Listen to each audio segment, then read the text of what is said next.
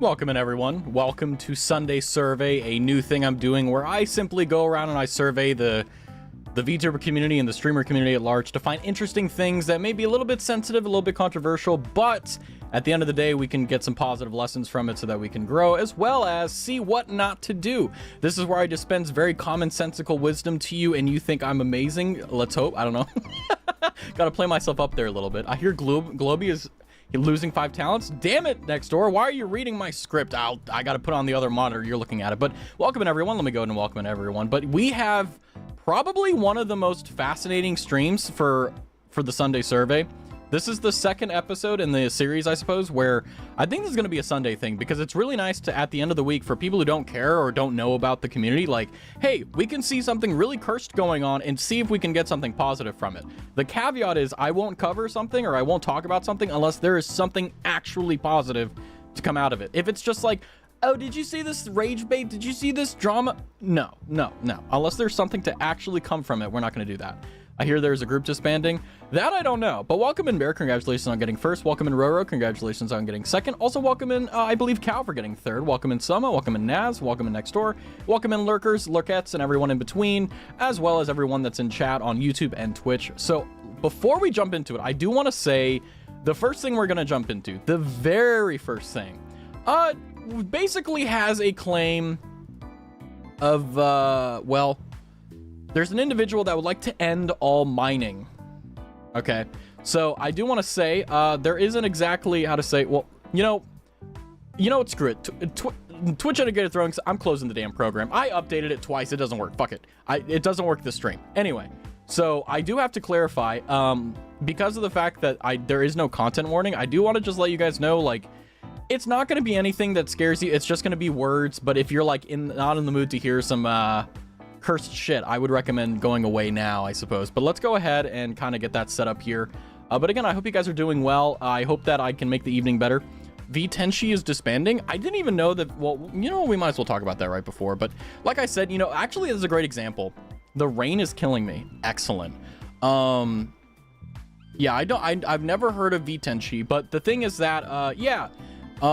That's a great example of things that I don't know about. It's something that I haven't run into. However, like, if you have like a 2-sentence summary, that would be an awesome thing. But like I said, you know, the whole purpose of this episode is to, one, talk about things that are going in the VTuber community and the streaming community at large, and try to get something positive from it. I'm not trying to, you know, make something terrible good. What I'm simply saying is that in every single failure, there is a lesson.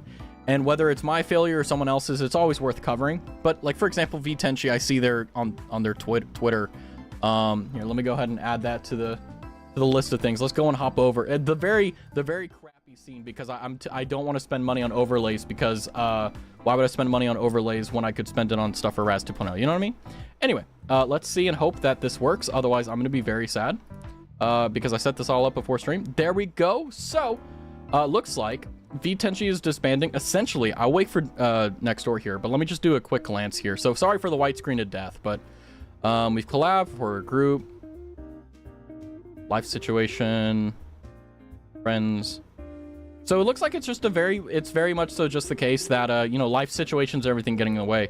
Now, I do actually have a very interesting blurb about life getting in the way and VTubing and everything in between, but that's going to be something for the future, probably somewhere over here-ish.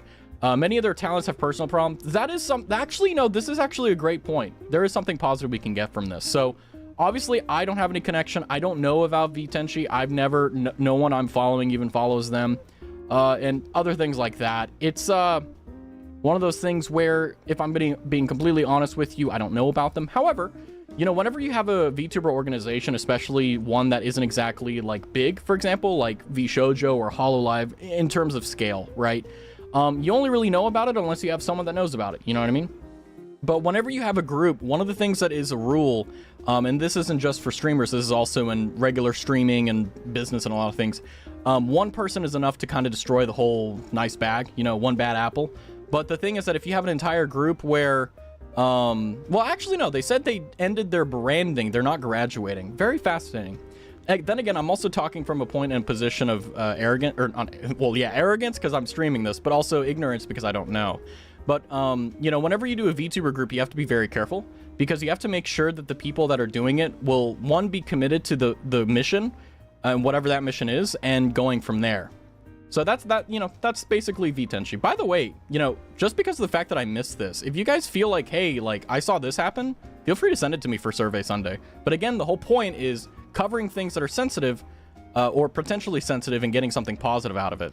Can't really get very much out of this because I don't know anything about it, basically. But one thing I can say is that whenever you have a group of people, actually, I should change the cursor for Marie's sake. How do I change that? Hold on. I should have done that. Damn. I'm so used to this, I don't even notice it anymore. Okay. Oh my god. Okay. Oh my god. I changed my mouse to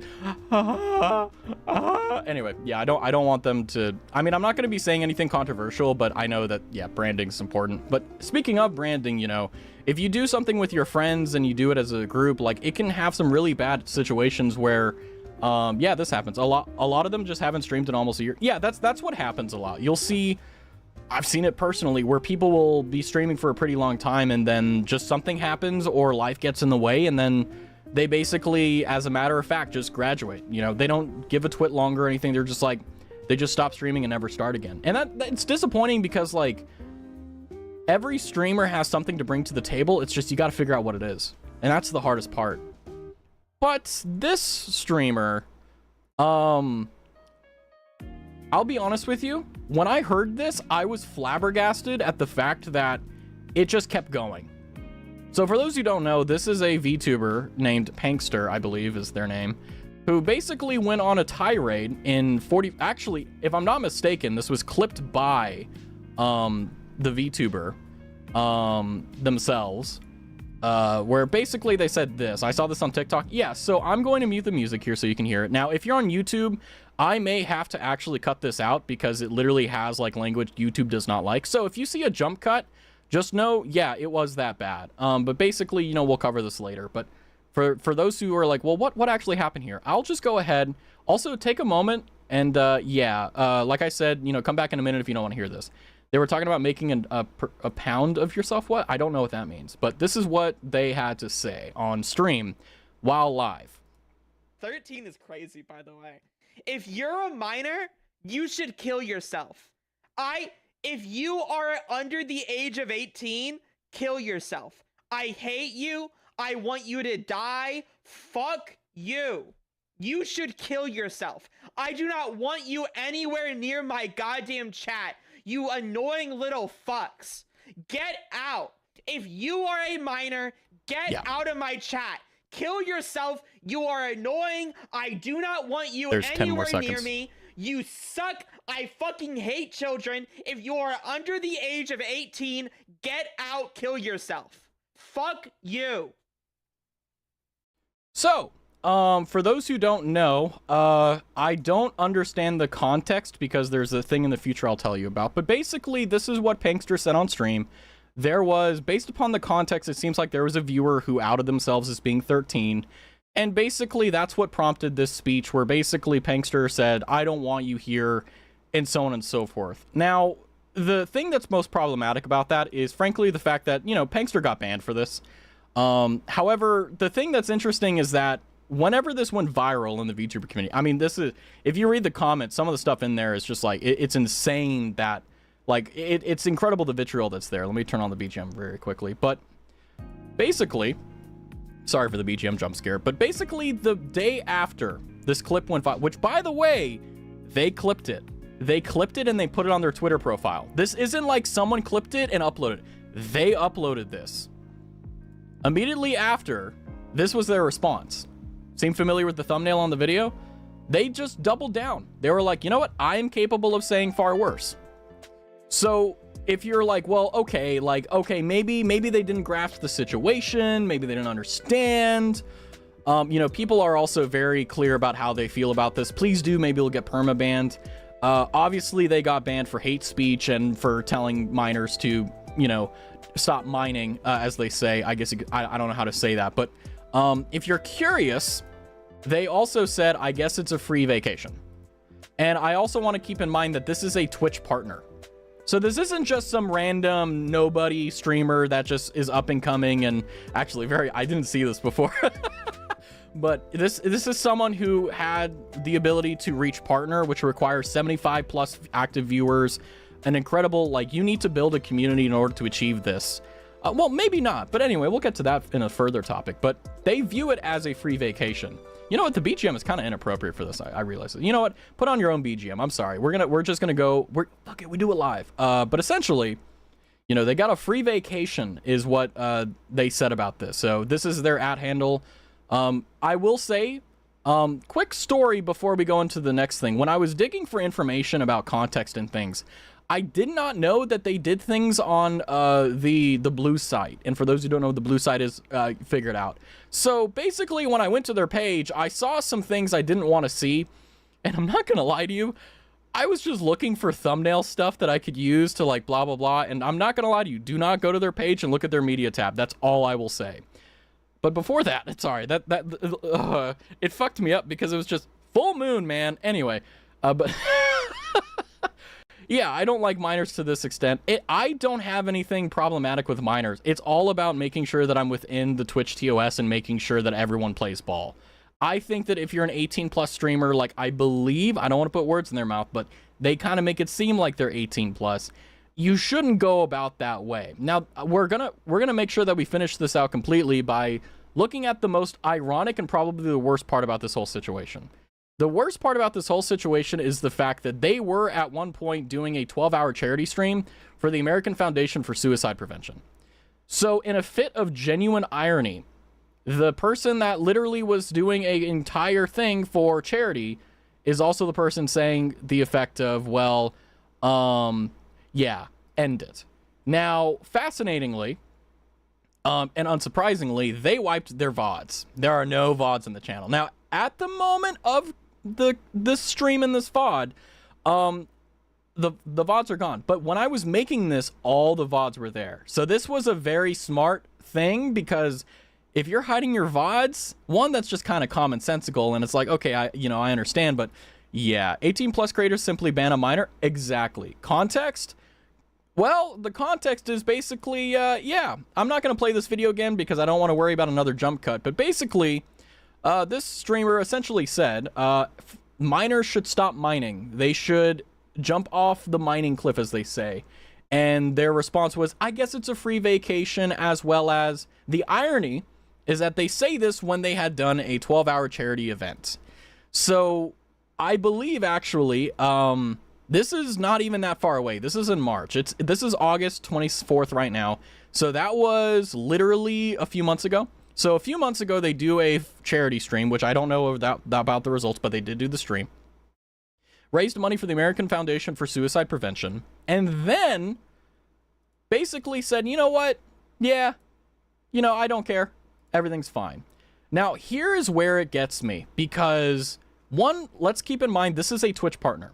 So they aren't just an affiliate. They aren't just like, oh, they're able to make money. No one really cares about them. They're just kind of rank and file of Twitch. They're a partner.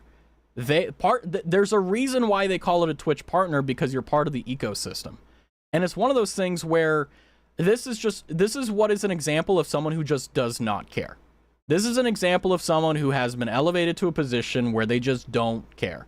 And the thing is that if you look at their VODs, I mean, there's nothing really there for us, but I mean, if maybe they have something on their schedule. Yeah, I don't know. But you'll see as well that, everything here, this is how it looks right now. Maybe it'll change, but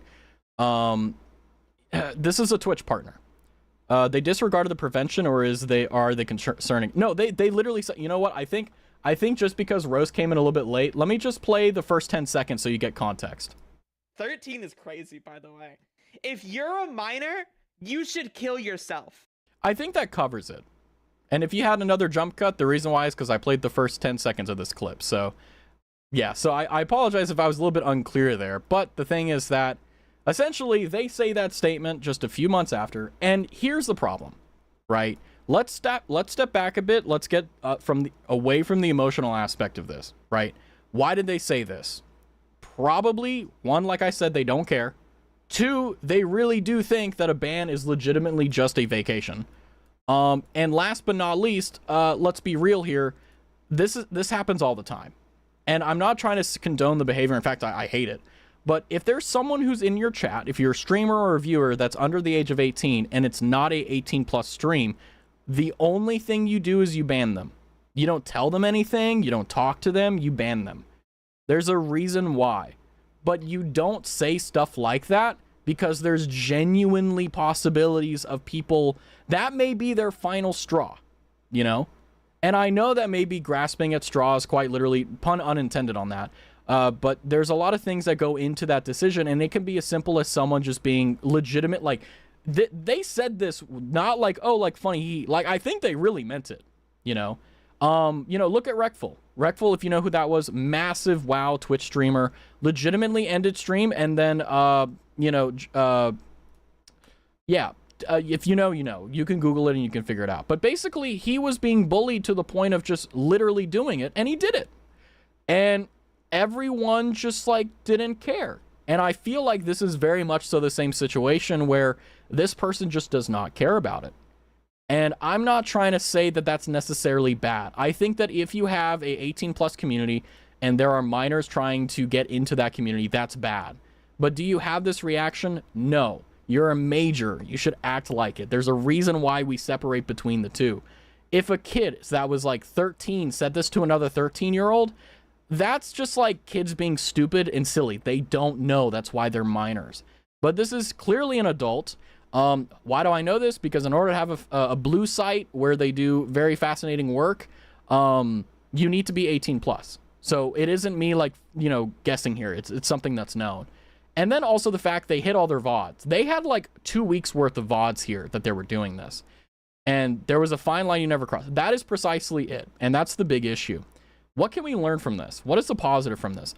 One, in this community, in our community right now, how we are, there may be people who are minors, but this is not a distinctly 18 plus stream.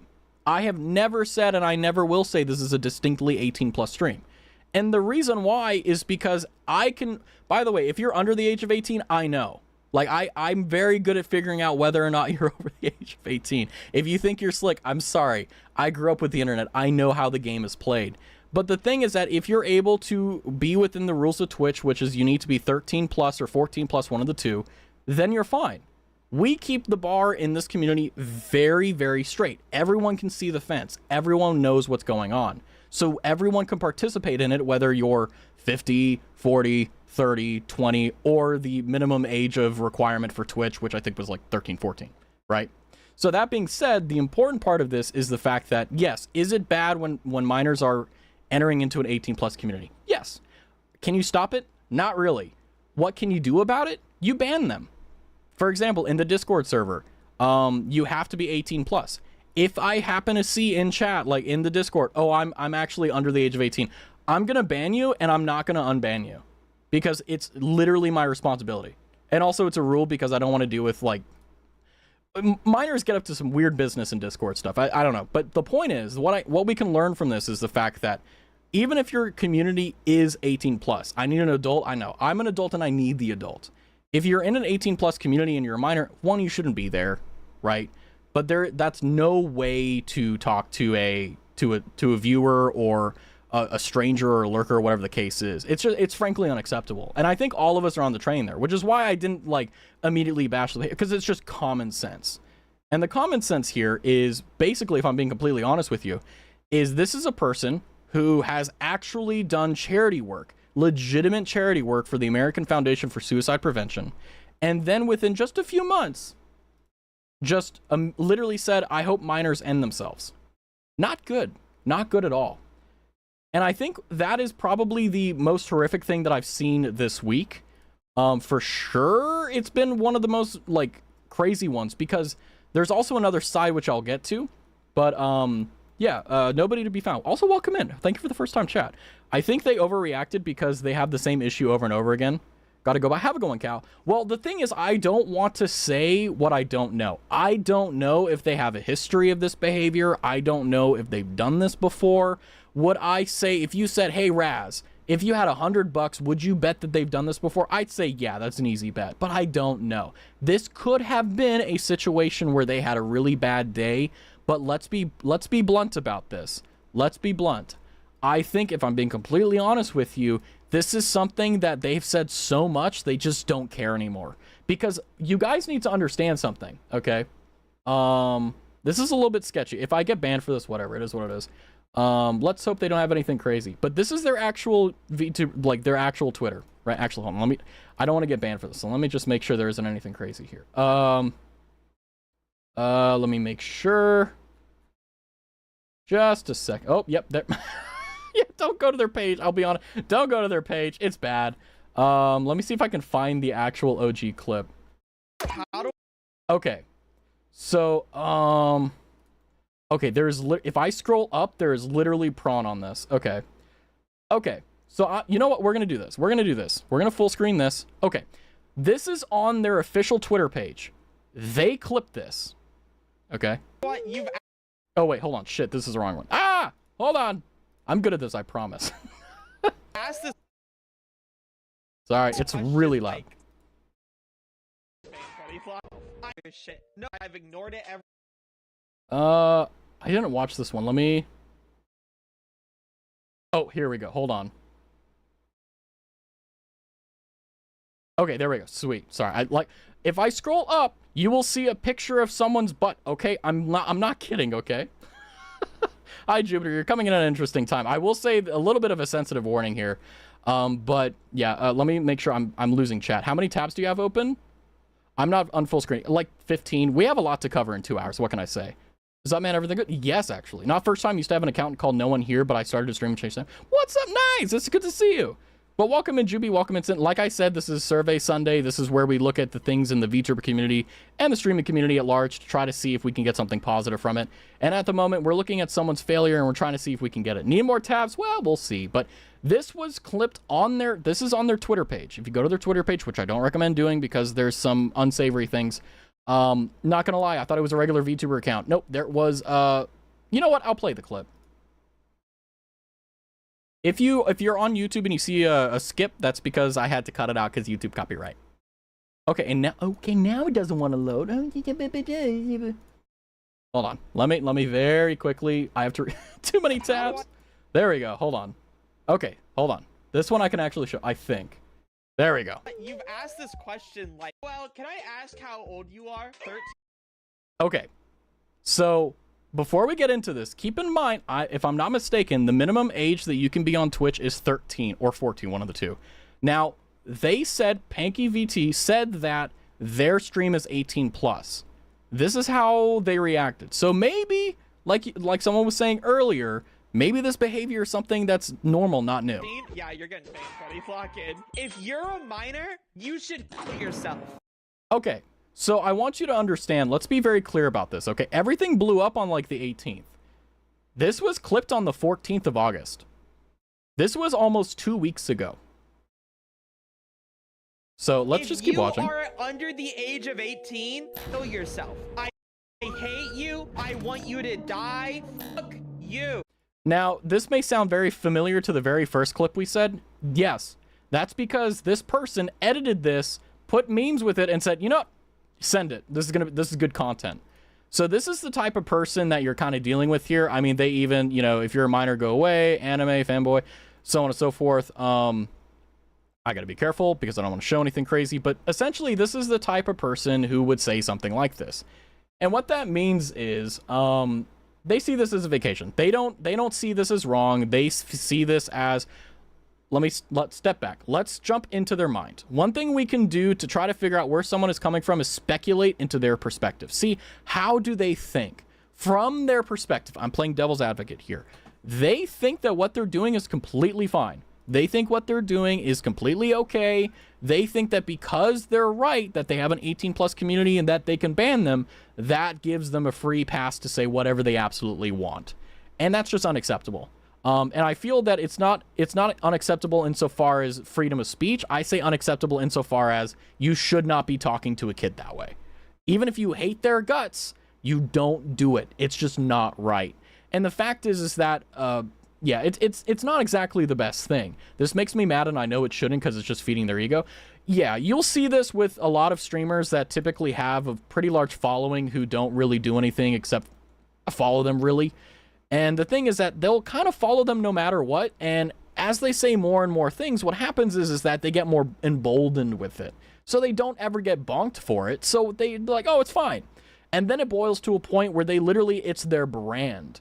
It's kind of like, you know, this isn't exactly a good example, but if you know, you know, like if you're a political commentator on Twitch, you know, you can say some pretty heavy things that, you know, in a normal conventional room would kind of go like, holy shit. But if you're in your own bubble, no one cares. It's their thing. So what this is catering to their own bubble, to Pankster's bubble. But if you look at it from normal conventions, would a adult be allowed to yell at a kid in this day and age? No, it's not right. You don't do it. I mean, if you're a dad and you have a son, you do that on landline at home and you handle it there, right? You talk to them, all that stuff. You don't yell at them. It's stupid. It makes no sense. Statement is unacceptable. I agree. The statement is terrible and awful, but I understand him having to deal with this every day and losing his mind over it. Here's the thing, though. He has a duty, or they. I don't know what their gender is. I've been trying to say they because I don't want to be like another indie VTuber that didn't know what gender they were, and then they got a bunch of shit for it. I mean, like I said, I want my claim to fame to be something that isn't me getting canceled. And I want to stay away from any illegitimate trouble, okay? If I get in trouble, I want it to be for something I truly believe in, you know what I mean? But yeah, this person does not care about it. This person doesn't really think this is anything, and they don't care. And that's just how it is. And it's unfortunate because the other thing, like I said, the thing that really like grinded my gears about this, it wasn't the case that they were saying something like mean against kids. Like people do that all the time. It's not new. But the irony in that they did a charity stream for the American Foundation for Suicide Prevention literally a few months before they made those statements, like it's just insanely bad timing. And then of course they deleted all their VODs, so it's just like it's kind of a double whammy. So this is my question to you guys: what is the way to handle that? You have a minor who comes into your chat and they basically just, for lack of a better word, they come in there and they identify that they're under the age of the stream. So let's say, for example, you know, there's someone in stream right now that says, oh, I'm X age, that isn't good. You know, what is the way to do it? My thing has always been, you just ban them. You don't say anything good or bad, you just ban them. Have I done that? Yes, I have, twice. And they've tried to come back, and it just, I know who they are. Like, they'll make a new account. I'm like, I know how you misspell that word every time. I know it's you. Like, they try, but they just don't get past it. Ban them. Exactly. I agree. I think it's just, we ban them. It's not an impersonal thing. It's not a personal thing. Like, there's nothing about it. It's like every streamer has a duty to do what they're supposed to do.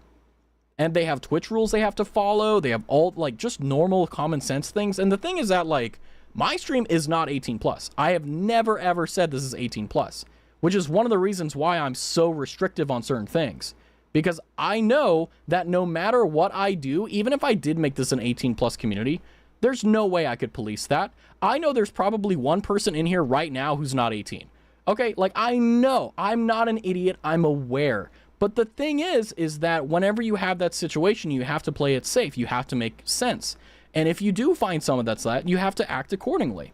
And saying something as horrible as, like, after all it going down, I'm capable of saying far worse. Yeah, I agree. It makes no sense. It's completely foolish.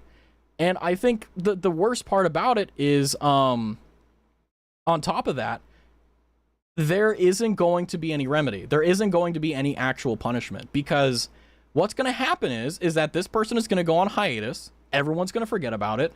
And they're going to come back and do the same old stuff. And that's the thing that sucks the most, is that how do you actually solve this problem? What is the solution to this? And I mean, you could say education, you could say stepping back and looking at it from a new point of view, but this isn't something, this type of position does not come from, you know, just willy-nilly. It doesn't just happen. It's something that builds over time. It's part of their personality. And that's the reason why it's so dangerous, because let's take the devil's, like, the actual worst case scenario. What if you're a kid, let's say you're 12 or 13, you have iPad privileges, you're on Twitch. You find this VTuber and you're in chat. In fact, one of the things that's really fascinating, I won't play the audio, but if you pay attention to the chat here, you'll see, like, what? Bro, I just joined. What is this? Oh, no way. Why are they even in here? That's crazy. Even chat is kind of like, whoa, that's a bit too much, you know? So this is kind of a really great way of gauging whether or not something is going crazy. If even the people that are in your community, yeah. Also, like this person, why do people say age? I'm 32, but still. Uriel, what do you mean? Uriel, what do you mean? Why do people say their age? I'm 32. What? How do you say? You literally contradicted yourself in one sentence. Actually, 2 sentences. But it's just like, what? So this is a great example of you're not going to be able to fix the problem, and that's why it's so probably like such an issue. This is the end. I'm going to get copyright struck. The consequences of being chronically online. It's not only that, but it's the thing that where people just don't care, you know? Hello, Raz and chat. Managed to make it to another stream. Hi, Alacriite. I hope you're having a good one. We're covering some fun stuff today. Yeah, that could be so many lurkers who are underage. There's no way you could police. Well, the thing as well is that, you know, you have no idea what someone is going through, which is one of the reasons why, like, outside of this particular day in this particular stream, I don't touch anything controversial with the fucking 10-foot pole. And the only reason I'm bothering to touch it now is because there's something positive we can gain from this. Let's just summarize what happened here. We have a VTuber that comes up and says all miners should end their mining. You can kind of figure out, read between the lines there. They double down and say, I can literally say worse. Like, come at me. I don't care. They treat being banned by Twitch of a free vacation. And then shortly before, just a few months before, they did a charity for the American Foundation for Suicide Prevention. This is kind of the worst type of situation you can have. You start out by saying some wild thing, and then you end by just doubling down. Kids should drop mic. I mean, I think that, you know, in this day and age, you can't police children. You can't control them because they know too much. It's just bad. Give me my Minecraft. And I think the thing I want to ask you guys is, why do you think people are like this? And I don't mean like, oh, because they're mean. I'm saying like, do you think it's because of the fact that they're in a bubble? Do you think that they're actually like in a bubble where they don't care about offending or pissing off or being insensitive or just being downright immoral to other people, as long as the people in their bubble or their area are okay with it? Because personally, that's what I think. Ego, yeah, that's what I think. That the bubble is kind of, they have such an ego that they believe and or know that their community will support them even if they say something heinous, you know? It's physically impossible. Kids who have grown up on the internet know it better. Exactly. Definitely out of touch. Oh, for sure. Not only is it out of touch, it's immoral. I mean, you're literally telling another human being to end themselves. I mean, that's kind of the worst it can get, you know? And I mean, like, you know, I'm not trying to say that just the sentence itself is worthy of like being executed. No, I'm simply saying that it's not like if you're, you know, if you joke about it with your friends, that's one thing. But if you're saying it directly to a child, what if they actually are in that mindset? What if they actually do it? You know, that's you have a responsibility to take care of other people and not do stupid shit. And that is just kind of dereliction of duty, you know? I just can't tell if being a bastard or if this is just them thinking about marketing. I mean, all's fair in business, right? Love and business. Maybe they don't mean it, but think apologizing equals career death.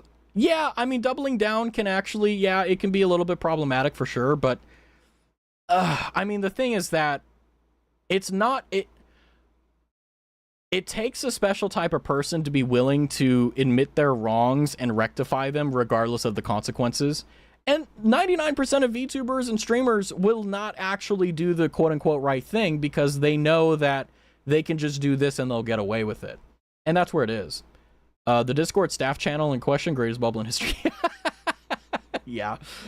I don't mean original statement, I mean response. Yeah, the response is, you know, I mean, you know, if you take them separately or together, it's not, you know, it's not good. Like, you can't really twist this to look good. Right? It's like, oh yeah, no, I just told a kid to end themselves. Yeah, I think it's a free vacation. It's sweet. Like, how do you make that sound good? Unless people don't care about that and they're, you know, I don't know. It's just weird. The phrase is funny because it's ironic. Actually using it as kind of yikers. Yeah, I mean, like, I would love to scroll down their site, like their page, and show you stuff, but I don't want you to see things. Anyway, I'm here. What did I miss? A lot. Although I will say I'm running a little bit over time here for sure. But, you know, I have a few things to cover here. But this is something that's been really in my head for the past few days, because I thought about what lesson I wanted to impart on people from this, because it's Twitter. Don't risk the scroll. I know, right, Zoo? I was scrolling. I saw a full booty hole. Okay, I was I was like, no. I want to get tabbed so I can get this nice. Anyway, yeah, it was bad, but. Yeah, the lesson, the true lesson, I mean, I've said a bunch of commonsensical things, but the real thing is this. Sorry, from my position, right? If I really was in that position where I had a minor or I had someone that I didn't want in my community, the only appropriate response is to ban them. That's it. I don't tell people, like, you know, if you're a normal, like, if you're a regular in the channel and you make a mistake, I'll tell you.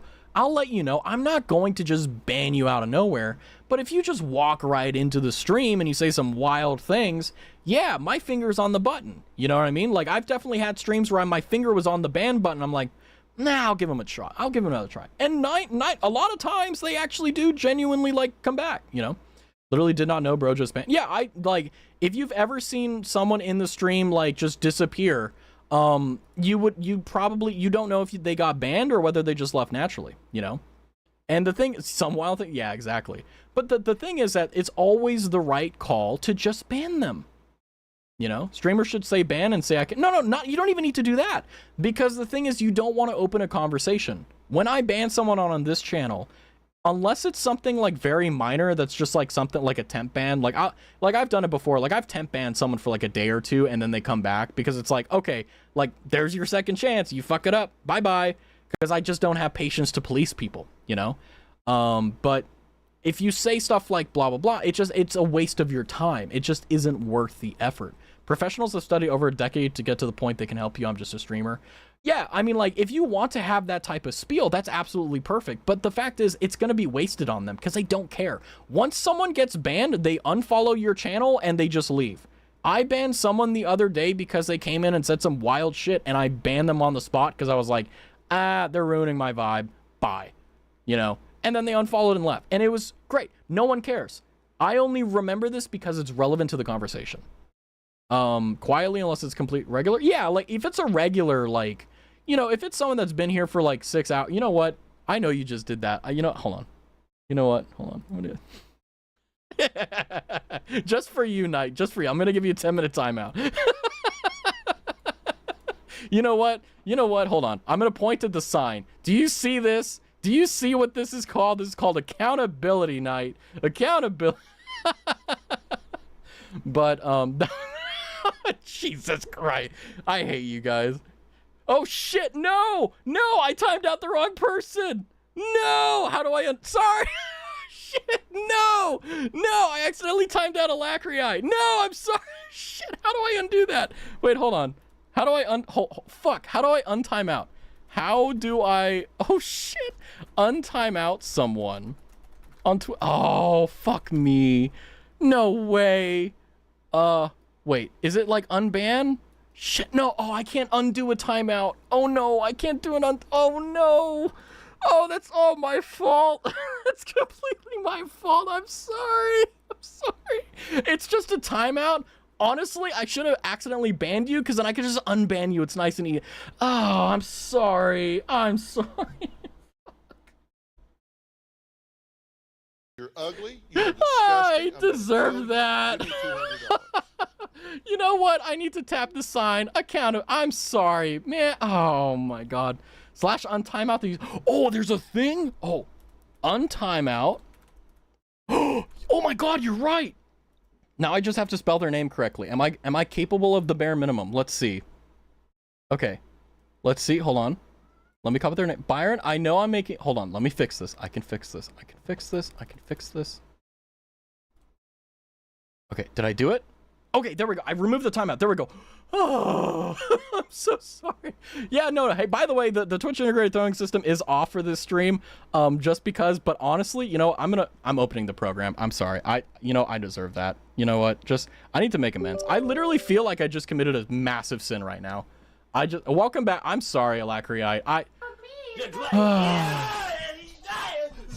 Yeah, you were actually missed. You know, and just for that, you know what?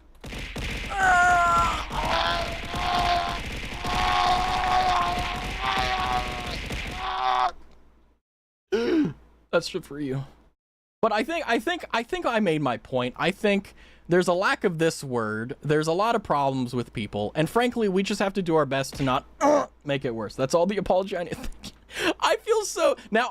I timed out Seno and I timed out Knight. They deserve those timeouts. They deserve those timeouts. They're gonna be like, it's a 10-minute timeout. All right, whatever. Actually, you know what? Just because I think it's funny, I'm gonna untime them out too. I didn't know we could do that. Hold on. I think. Oh! Ow! Ow! I get the hotkey. Ow! Ow! Ow! Ow! Okay, we're fine. Sir. Ow! Ow! Ow! Ow!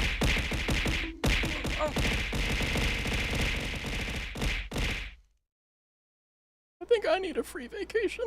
No, I'm kidding. Hi, Snake. Welcome in. I apologize to having caused an accidental onslaught. It wasn't your fault. I think unironically, just chat moved the moment I clicked. So that's my bad. That's not anyone's fault. That's my bad. Twitch does a terrible...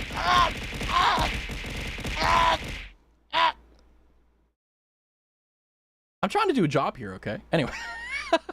Welcome in, everyone. I hope you guys are doing well.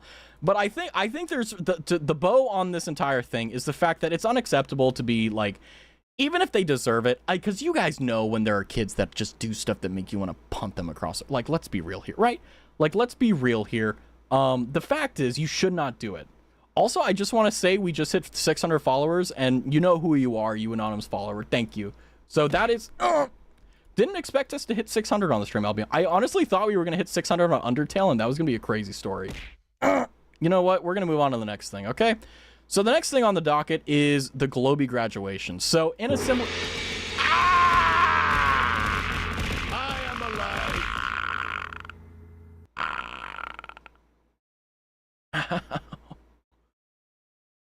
alive. Can we cut to commercial break for a minute? That the fucking gong is so loud. The gong is so loud. There was a reason I turned...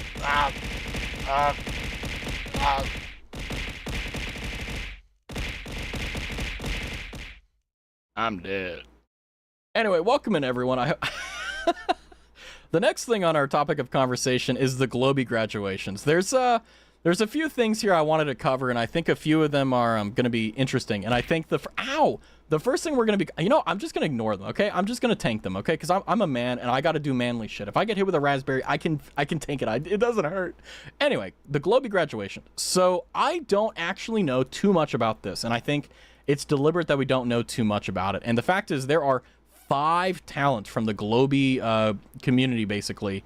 It's a corporation that are graduating. Now, what I think is fascinating about this is there are 2 particular tweets I want to look at that kind of give us an interesting insight, because whenever people graduate, this is from Kiri Kilovote, one of the 5 talents that are graduating.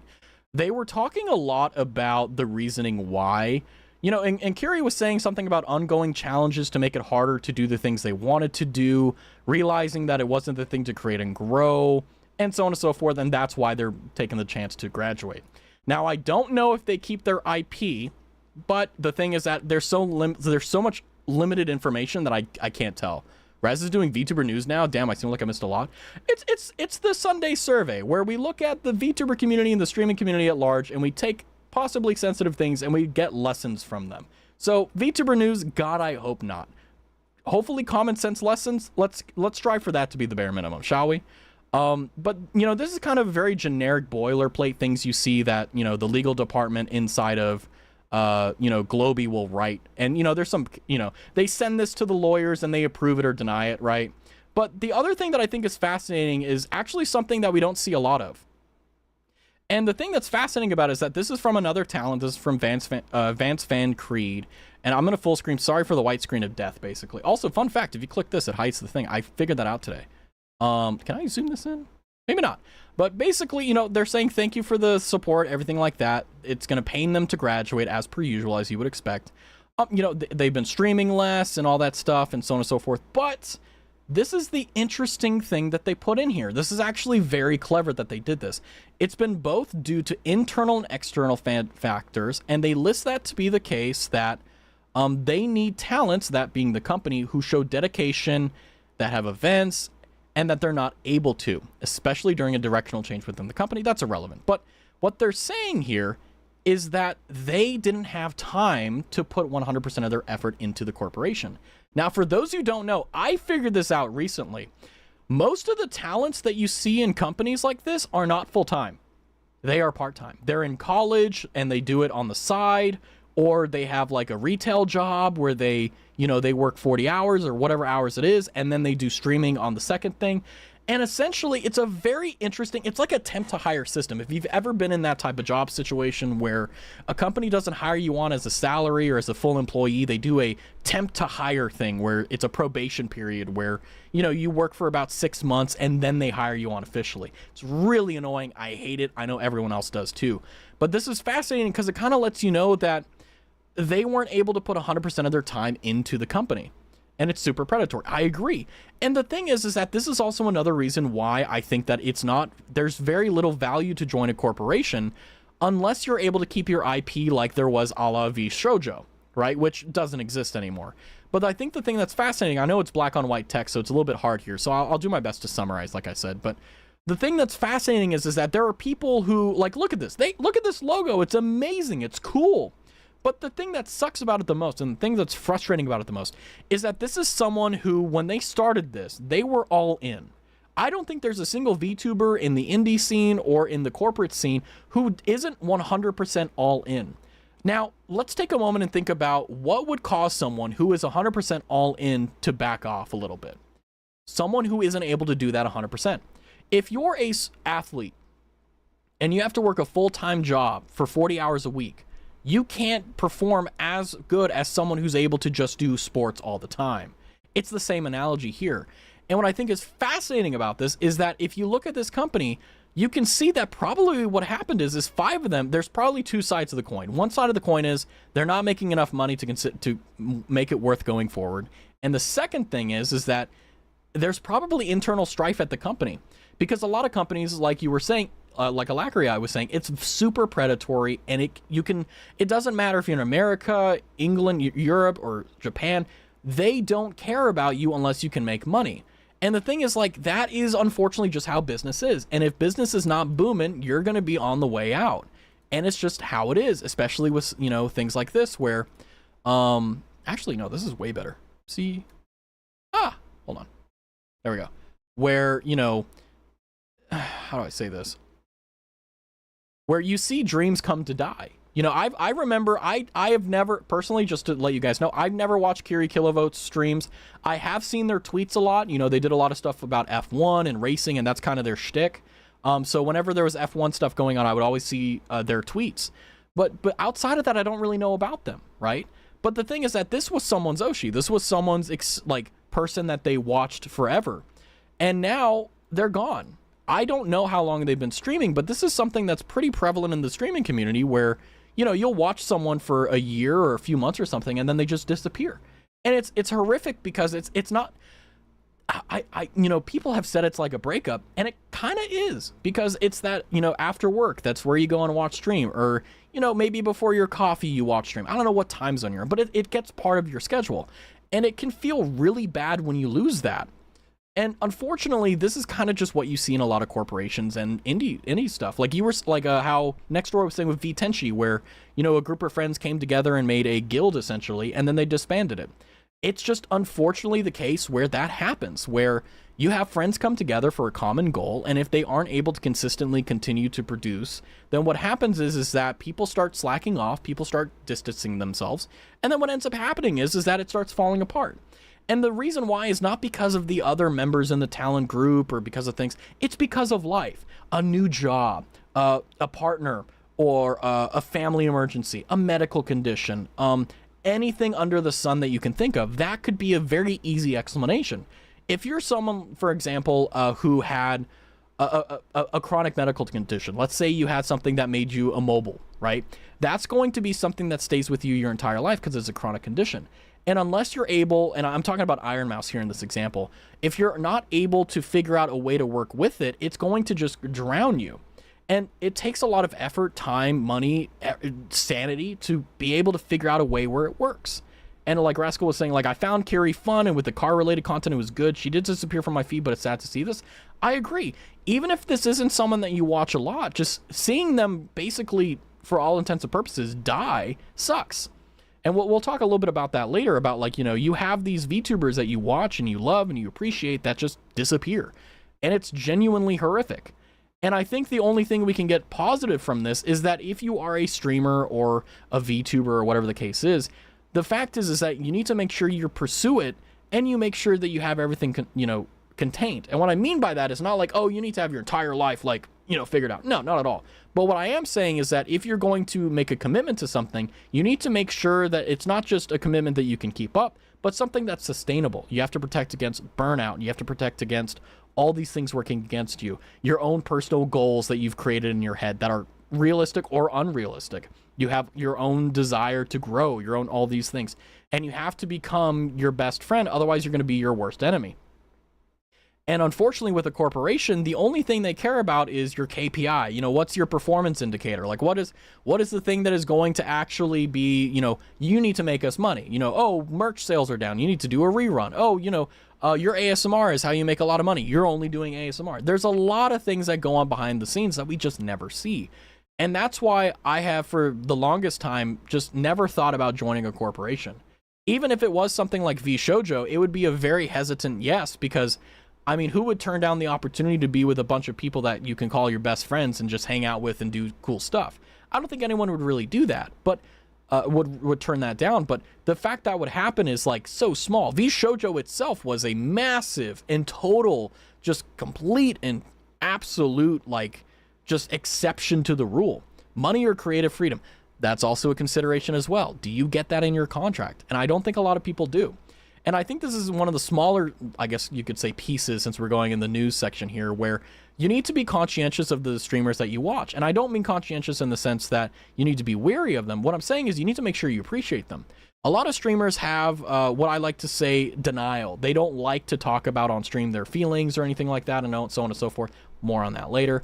And other things in between that basically get in the way. And what will happen is that with a lot of hiatuses or a lot of graduations, what you'll notice is, well, nothing at all, because the streamer is struggling with this in silence. The streamer is sitting there and fighting and fighting and fighting and fighting to not give up, making concessions, making compromises, changing things, making things that are bad better, making things that are better worse, all things in between. But you don't see that. You just see them on stream where they're happy, they're forward going, and everything in between. And then all of a sudden, after months of the streamer wrangling with this in their head, oh, hey guys, black and white text, I'm graduating in a month. How can you process that? I still miss Sarah's Fauna, and it's been almost 9 months. Okay? Like, that is how unimaginably important Sarah's Fauna was to my schedule. It was what I did after work every fucking day. Even if I had the worst day in the world, I knew I had 2 hours of a stream I could just disconnect and de-stress. It was amazing. Already, I know, right? And that is, in my opinion, the reason why it was so bad. Gura's announcement destroyed me. Dude, when I saw Fauna's graduation announcement, I actually teared up. I don't think I've ever said this on stream. I legitimately teared up, because the thing that sucked about it was that it's not like a breakup or anything like that, but I knew that no matter whether she continued streaming or whether that was it, I would never see Fauna streams again. There was something beautiful about Gura. There was something beautiful about Fauna and their community. Being a sapling was amazing. I have 3 fucking hats I bought from Japan. All of them, each hat was like $60 each. I bought 3 of them fuckers. 1 to wear, 1 as a backup, and 1 as a backup for the backup. Okay? I bought 3 of them because I loved it so much. Man, I love Fauna. Okay? And the thing is that when you have that connection with the streamer, whatever it is, whether you really care about them or not, it's irrelevant. But it's someone that actually matters in your life. It's someone that's important. And even if they don't know who you are, that doesn't matter. It's like when Robin Williams died, I actually cried. Because Robin Williams was a very important actor in my life. He was a fantastic comedian. He was a fantastic actor. I'll buy your hat. More on that later, actually. and other things in between. And losing these important people, whether they're a corporate talent, whether they're a independent talent, it's gut-wrenching. And that's why I say, oh, you should cherish them. But I think one thing that I should say, that how do you cherish someone if you've never done it before? And the thing is that you don't need to go to every stream. You don't need to be an ardent supporter in the community. You don't need to do anything. You could just be a lurker. The whole point about cherishing something is understanding why it's valuable to you. When I would drive home from work, I would have Fauna's, because it literally, the moment I got off work is when her stream started. I would haul ass down to my car, put on the aux cord, and then what happens is I would listen to it on my way home. And I would sometimes I'd be stuck in traffic for God knows how long. I won't say how long for privacy reasons, but I would be stuck in traffic for a long ass time. And sometimes I would get home and the stream would be like half over. But I would be in the kitchen, I'd be cooking my dinner, I'd cook my dinner, I'd sit down, I'd eat my dinner, and for the rest of the night, I could watch clips about stuff, I would rewatch VODs. I was just absolutely into it, and I cherished that, because it was like I had something to look forward to. And I know that's not like, oh, like having like a prestigious vial or something, but the whole point about cherishing something is looking at it, looking at what it is, understanding why you care about it, and making sure you protect it. Like, even though Fauna will never stream again, I still am watching her VODs. I will occasionally go back and I'll be like, man, I want to watch like the day she finished the World Tree. I want to go back and watch when I was an active chatter and see how fucking cringe I was. You know, there's times I want to do that. And that's what I mean by cherishing. Even if you can't do it in the active sense, you can look back and have memories and cherish them. And that's the most important part. And we also have ads coming up. So I kind of, well, ads coming now. So we'll take a short intermediary break here from stuff going on. And I'll just read chat and catch up. So sorry about missing chat. I apologize. Yeah, Gur's announcement. Ugh. I watched her last myth stream during school. Oh, dude, next door. That must have been horrific. Losing something you like is always bad. Exactly. Like a TV show you like being canceled is bad. Yeah, like when House ended... Like, because I watched all of House, like, the ending for House was S tier. Robin Williams gave so much positivity. Exactly. I mean, if you said, like, oh, you know, what type of entertainer would you like to be? Well, first I'd say Sarah Fauna or Nimi Nightmare in terms of, like, quality. But also Robin Williams. Robin Williams just, you saw him and you started smiling. You wanted to laugh because you knew you were going to end up laughing. You anticipated it. I miss Robin so hard. I do, too. I cherish you. Thank you, Rascal. I cherish you, too. I cherish you guys a lot because I know that sometimes you're not able to be here. So, like, for example, you know, a viewer may be here for a few days, right? And then I'll see them in 6 months. I still remember you. I don't forget. I may have dementia, but I have an elephant's brain, right? Heath Ledger as well. Oh, yeah, I forgot about Heath. So many things. My drive is never long enough for that. Well, if there is a day where your drive actually is that long, trust me, you're going to wish, hope, and pray that it goes by faster. And I had Fauna for that, so it was amazing. Imagine being an active chatter, snake-based. There was once a streamer I watched years ago. One day, she up and left, and for that whole month, I ended up rewatching all of the VODs. Yep. And that's how you show your love to someone. And that's why I like having my VODs here, because what if someone really falls in love with the stream here, and then what happens is, they're like, what was Raz like a year ago? Oh my god, every fucking stream is there. That's badass. There's going to be a time where Raz 2.0 is here, and you guys are going to be like, holy shit, how did we put up with Raz 1.0? Raz 2.0 is amazing. Not to say anything negative. I'm just saying, like, there is a lot of love that's going into Raz 2.0 that you guys are going to be like, whoa, this is such a change. I love it. There was once, oh, wait, hold on. I had to constantly look over my shoulder to make sure no one caught me watching Gura. Based. Absolutely. Dr. House's ending was great. It made me tear up. Same. I'm here every 6 months. Yeah, it's like, you know, if you're only here for like 1 or 2 streams every 6 months, that's fine. You're still a part of the community. It just means that you're here once every 6 months. That's all. You know, and the thing is that, you know, everyone cherishes things differently. Sometimes you may cherish something through being an active participant in it. Maybe you know, buy their merchandise and you have a shrine for them. Whatever the case is, you can do that. People always remember for the better or for the worse. True. And the thing is that, you know, even if it is the bad stuff you remember, you can always qualify it with the good stuff. Like, yeah, there were definitely streams where, you know, with Sarah's Fauna where I just didn't watch them. That's okay. I was having a bad day, it's all, you know? And the thing is, that's the best part about life. But we should get on to our next topic because the ads have ended. And this is something that isn't sensitive. This isn't going to get you in your feels. This is something that I think is it's a little bit of a sidebar, a little bit of a interesting segue to a topic and also into further things. But Lyric said, if you Viewbot, you should get permabanned. Now, many of you probably don't know a lot about what's going on right now with streaming. Also, hi, Alma. Or maybe it's Alma. Maybe, hi, Alma. That's Jupiter's cat. Where there have been, basically in the streaming community at large, there have been a lot of streamers who have had 50,000 viewers, 30,000 viewers. And then Twitch cracked down on the viewbotting issue. And basically, viewers, streams went from 30,000 to 6,000 to 5,000. Martina, I was close. Alma or Martina, I was 50-50 on it. But there were a lot of streamers who kind of got caught. Streamers would have 20,000 viewers, and then as soon as the ban came out for the botting, there would be 6,000.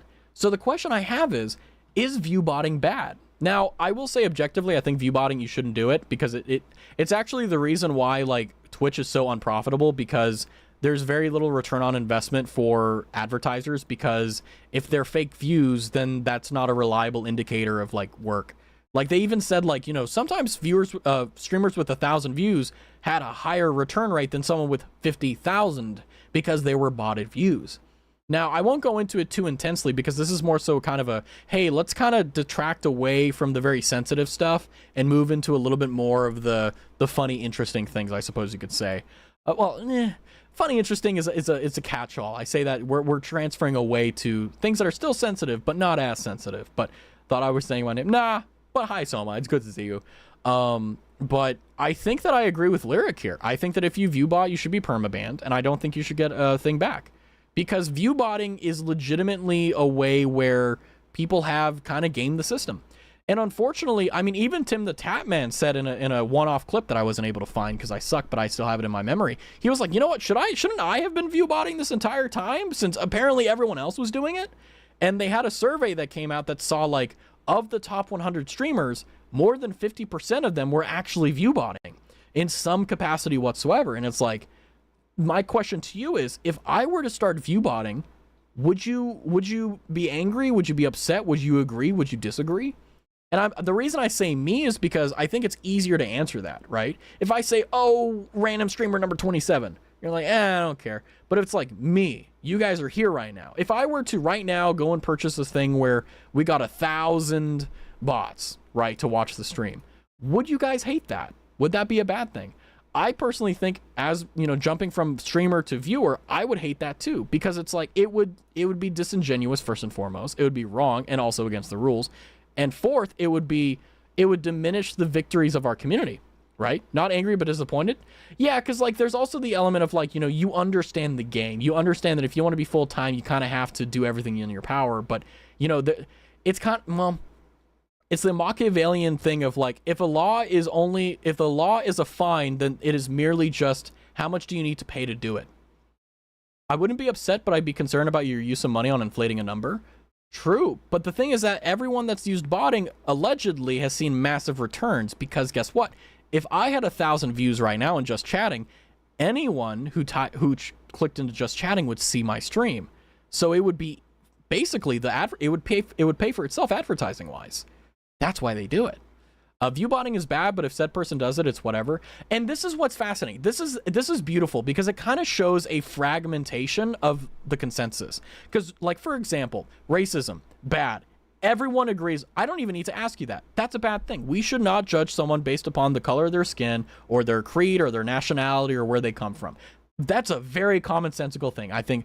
And anyway, but the point is that when we ask about viewbotting, it's like, well, we have to think about it. It's not something that's immediately obvious to us. It's not something that's innately in our system. We have to balance it in our head. We have to think about, well, okay, why are they doing it? And then there's people who are like, you know, I wouldn't be upset, but I judge you for it.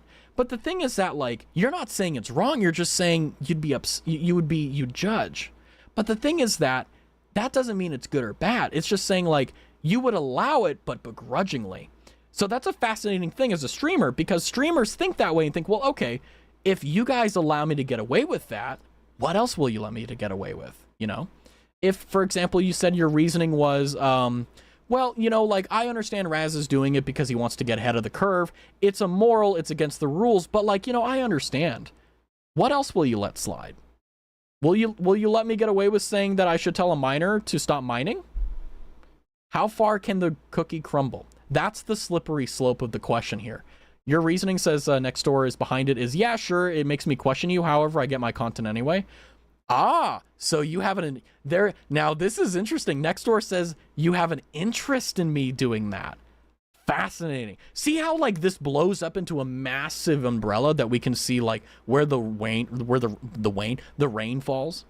I mean, you kind of get away with it, but I think the quality of viewers get lower. Like, I wouldn't chat as much as an example. And that's the other thing. I think that for example, I think that there are, and by the way, don't feel ashamed of this. If people shame you for this, fuck them, okay? If you only watch small streamers, if, let's say, a week from now, I start averaging 1,000 views, will you watch the stream? Let's say I figured out. Let's say I become as good as Saris Fauna in terms of content creator and all that stuff, and I have 1,000 views. That's view botted, but you know, you all know it's illegitimate. You know, I didn't earn it. It's something I paid for. Would that change anything? You know, like, would you stay if you were a small streamer, or not a small streamer, but you only watch small streamers? Probably not. Getting away with it is a hard way to quantize success. There's no single metric for getting away with something. Now, Snake, now that, I like that. I like that, Snake. That's a fantastic question. Because it's a question of, are you bound by morality or are you bound by consequences? Are you a straight arrow person where your word is your bond and your bond is who you are, your character? Or are you the type of person that you don't care about what you need to do to get ahead? You'll just do that. You know, to me, says Jupiter, I feel like doing something bad in cooperation, like WoW, but it's not illegal. Well, it's against Twitch TOS. So you would have knowledge of it, but no proof, because it's basically impossible to prove.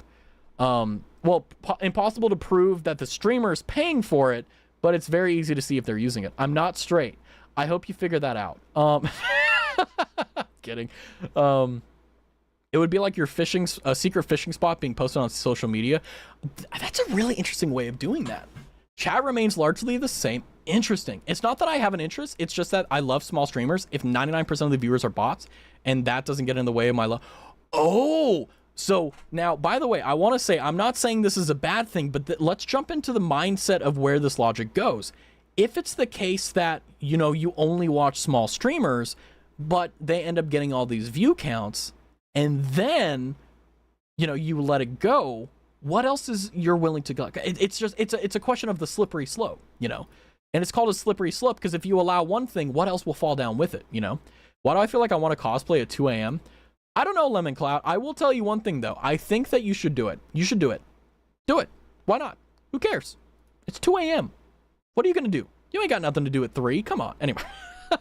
If you were a big streamer, like 5K viewers tomorrow, I would still watch you, but not chat, except if you would magically still see my messages. Well, here's the thing. I think that, you know, I don't think it's ever going to happen. I'm going to be honest with you guys.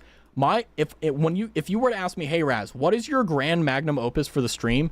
Maybe part-time streamer. Maybe, right? Like, do my IRL profession, you know, 20 hours a week instead of 40, and then, you know, spend all the other rest of my time on stream, right? I don't think I'll ever get to the position where I'll be a full-time streamer, and that's okay. That's okay. I probably wouldn't want it anyway, just because it's like, being an independent contractor is rough. If you've ever done, like, yeah, if you know, you know. If you don't, please, I hope you never do. But yeah, it's an interesting question. Put on the maid app. Wanted to write the same, not gonna lie. Yeah, see, you get it. I'm not on about a maid outfit, I'm on about my Sunday cosplay. Well, is your Sunday cosplay a maid outfit? Anyway, it goes two ways. First is that I would watch and slowly stop chatting over time. Second, I know that I'm still able to talk and I stay. Now, that's an interesting thing because I think that, you know, as I was saying, in terms of goals, part-time, so on, but I think that if we ever do get to a position where we have a lot of people in chat chatting, I think that we'll have like 80% lurkers and 20% chatting, and I'll still be able to read messages. Will I be able to read them with the same accuracy and ability as I was before? Probably not, but at the same time, I think that as you guys get trained to figure out how to adapt to it, you'll be able to figure out like, hey, when should I ask questions? Like, hey, when is he actually looking at chat? And whenever I always try to do my best. Like, if I miss a chat, like, it's always my fault. Like, let's be real here. It's always my fault. And I try my best, you know? It's a character from HSR. Ooh, do it. What would happen when a big streamer raids you with like 20k viewers? I would shit myself. I would cry. Actually, no, that's wrong. Sorry, I'm clip farming. I'm kidding. If I got raided with 20,000 people, I'm gonna be honest with you, I wouldn't change anything because I know that raids this is a little bit behind the veil, but raids have actually done very little for me at all. In fact, it's kind of been like a negative thing for growth. If I were to show you all the statistics, you would see like rating actually does nothing for me. The only thing that I like rating for is that like if my friend is on, I can send you over to my friend and be like, hey, this guy is cool, check him out, you know. Raz knows what happens when I show up to stream. True. But if someone were to raid me with 20,000 viewers, the fact is that you need to understand something, and this is the brute reality with streaming. If someone is watching Queso with 25,000 plus viewers, they're not going to want to watch me. So even if like Iron Mouse raided me, the chance that they would want to watch me is like basically zero. And the brute reality, I'm just speaking my truth here. It's because I'm a male VTuber. And that's not a bad thing. Everyone has preferences. That's a good thing. I'm not saying that's a bad thing. I'm just saying that most people that watch VTubers don't watch male VTubers. Right? It is what it is. If the content is similar enough, nah, it's not about the content. It's about the personality. You know, I've been raided by like 500 people and I genuinely panicked. Yeah, I was there for 2 of them. It was awesome.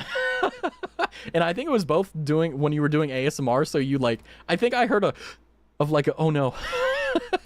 I guess it depends on how, ooh, interesting. Because for me, whenever I'm watching a streamer, like, unless they're very much so in the same like vein of personality and same vein of content, I don't really think very much because like I said, I'm not there for them. A raid is literally something I didn't sign up for, right? I didn't want to raid, right?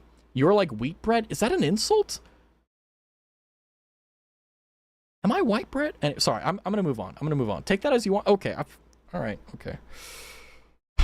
See what it is. Anyway, but I think a lot of streamers, especially big ones, whenever they raid smaller streamers, like, have you ever been a part of one of those raids where you're part of the 20,000? Have you ever gone back a week later and seen how many viewers they had? I have.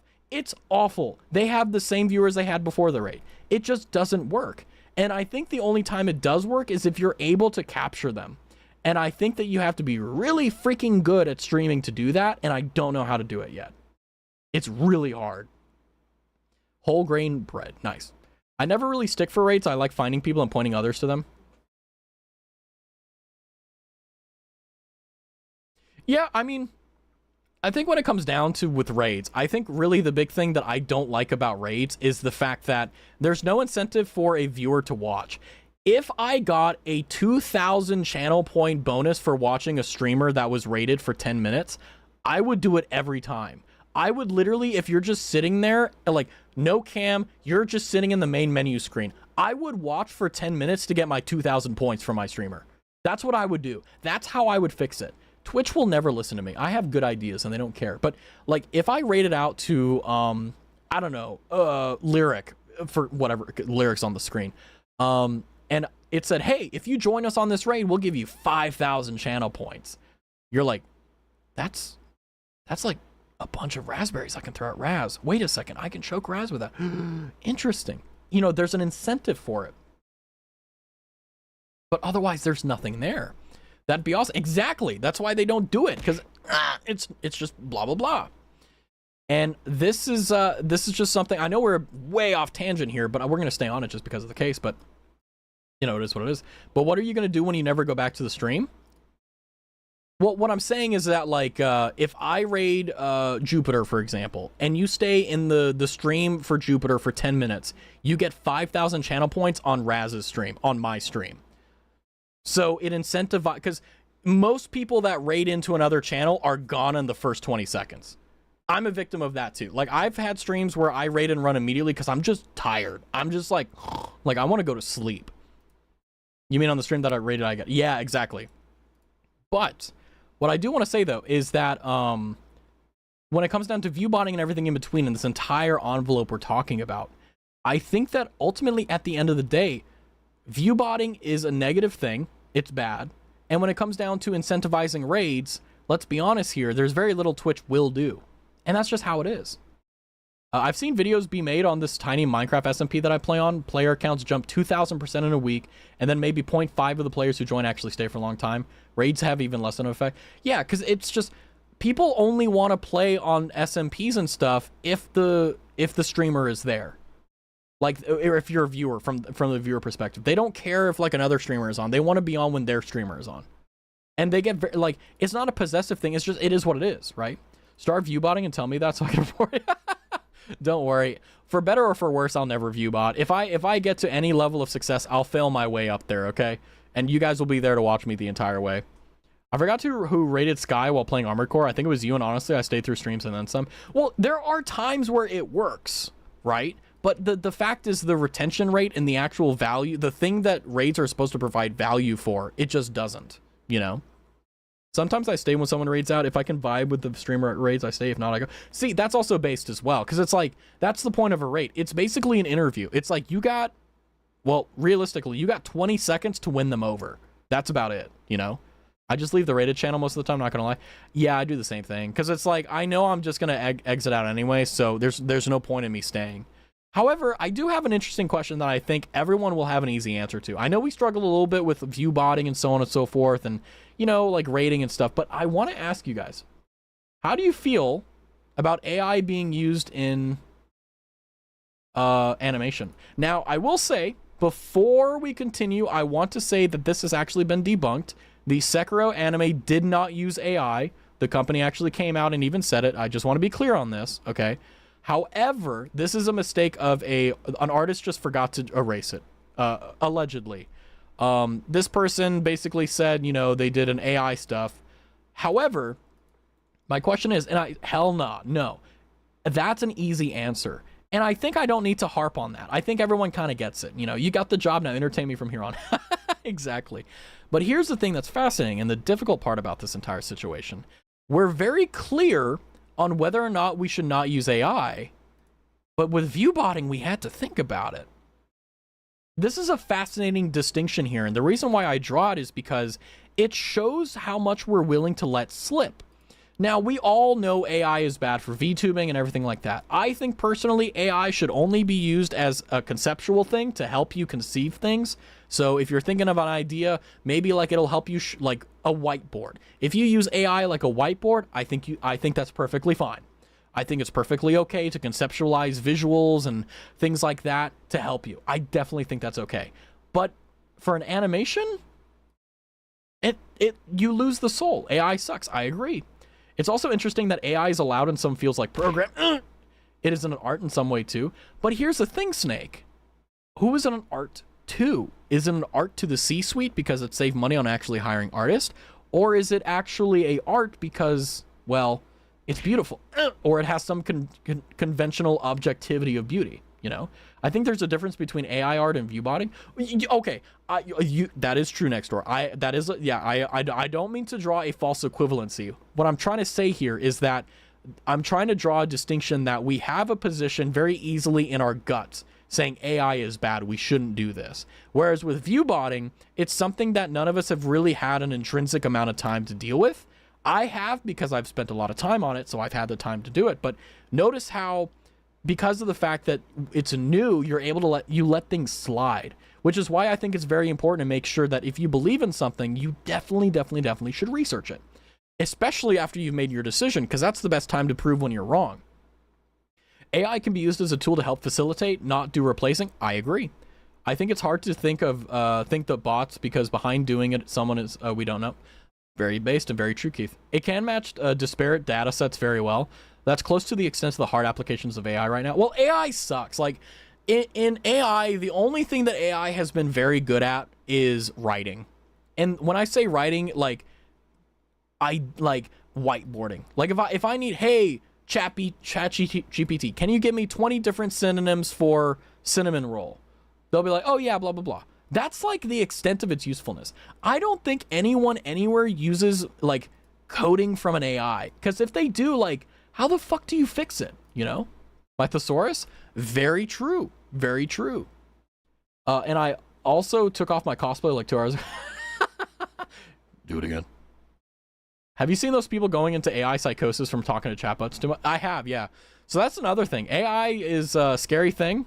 We're going to get to it in, well, not in this stream necessarily, but... Fascinating. It's more obfuscated in programming, for example, but there can be beauty in code. Obfuscated means like cloudy, muddy. Same as math. Same as math. Many just think about the result, but there is also a beauty in it. A subjective beauty, probably. I think in art, the beauty is the main selling point, whereas in CS math, it's a nice thing to have. Okay. Yeah, that's cogent. With viewbotting, the person in the community stays the same, true. Only difference is that there's a huge number. AI drawing, if it's for fun or for whatever, but if you're actually posting or using it as its own, you're a slow move. Interesting. Yeah. So there's the moral compartment of the AI stuff. So, I mean, I agree with you guys. I don't think we should use AI as minimally as possible. Like, I had a job interview where one of my main questions I had was, hey, what is the place's policy on AI usage? Because I don't use AI in my work. Never. Never, never, never. Have I wanted to? Oh, yeah. But I don't, because it makes me a worse professional. And I think every professional, if you're a specialist or a generalist, you'll agree.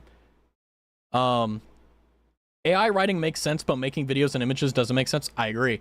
I don't know what companies is really aiming.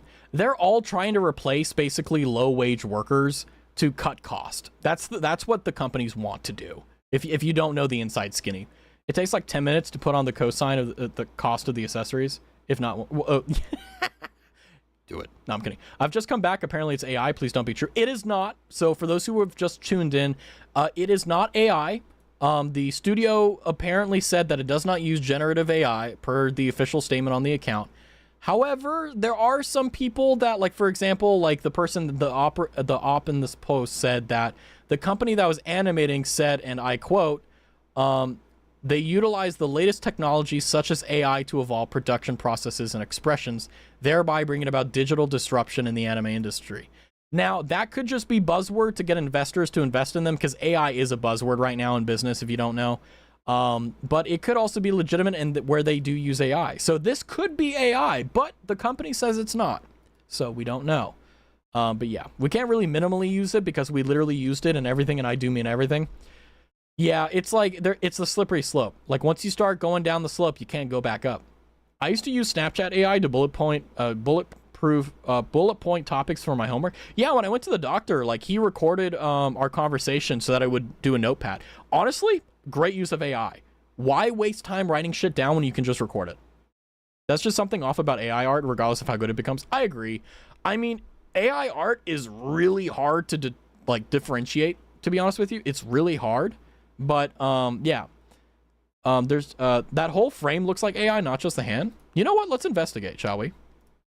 Let's look at it. So I think the only thing that makes sense from an AI perspective is obviously the hand. This is pretty clean.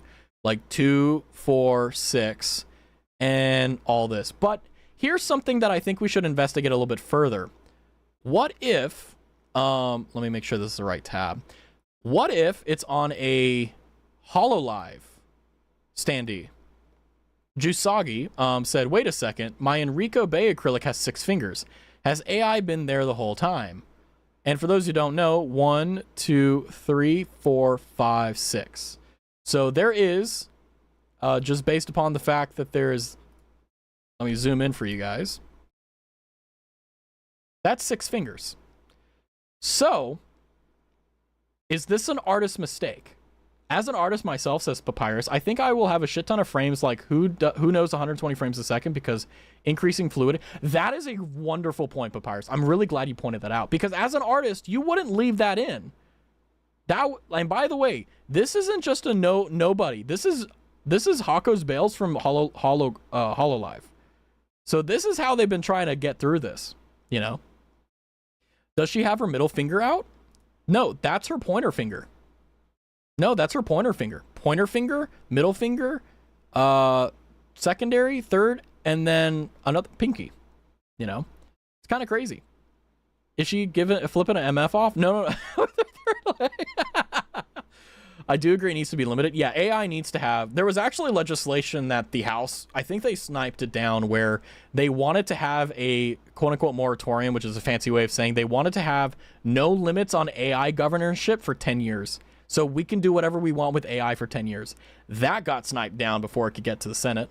But yeah, they want AI to be rampant. They want AI to replace everything. They want to kill art because they want to make it corporate. You know how they're making McDonald's look soulless and Cracker Barrel? I can't believe they rebranded. I genuinely, like, what the hell? Who the fuck? What an idiot. Anyway, but they're trying to destroy the soul of everything. And this is, I mean, this is kind of as close as you get as destroying the soul of something, you know? I wouldn't make that mistake personally. The only mistakes I make are little details I forgot to add.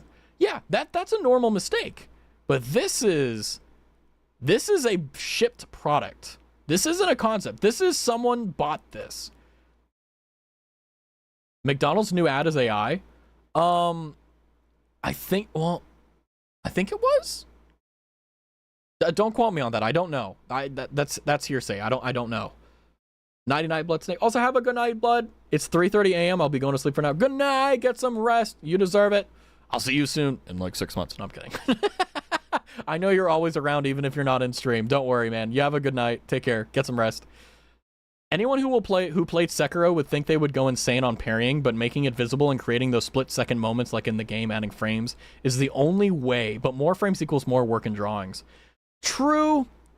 I mean, yeah, that's an argument. Also, this is the official thing saying, hey, no AI. But, I mean, this is kind of egregious, you know? But yes, by the way, the photo that we're looking at, this is official HoloLive merchandise that was purchased by... digging in your booty, twin rastastic or badtastic.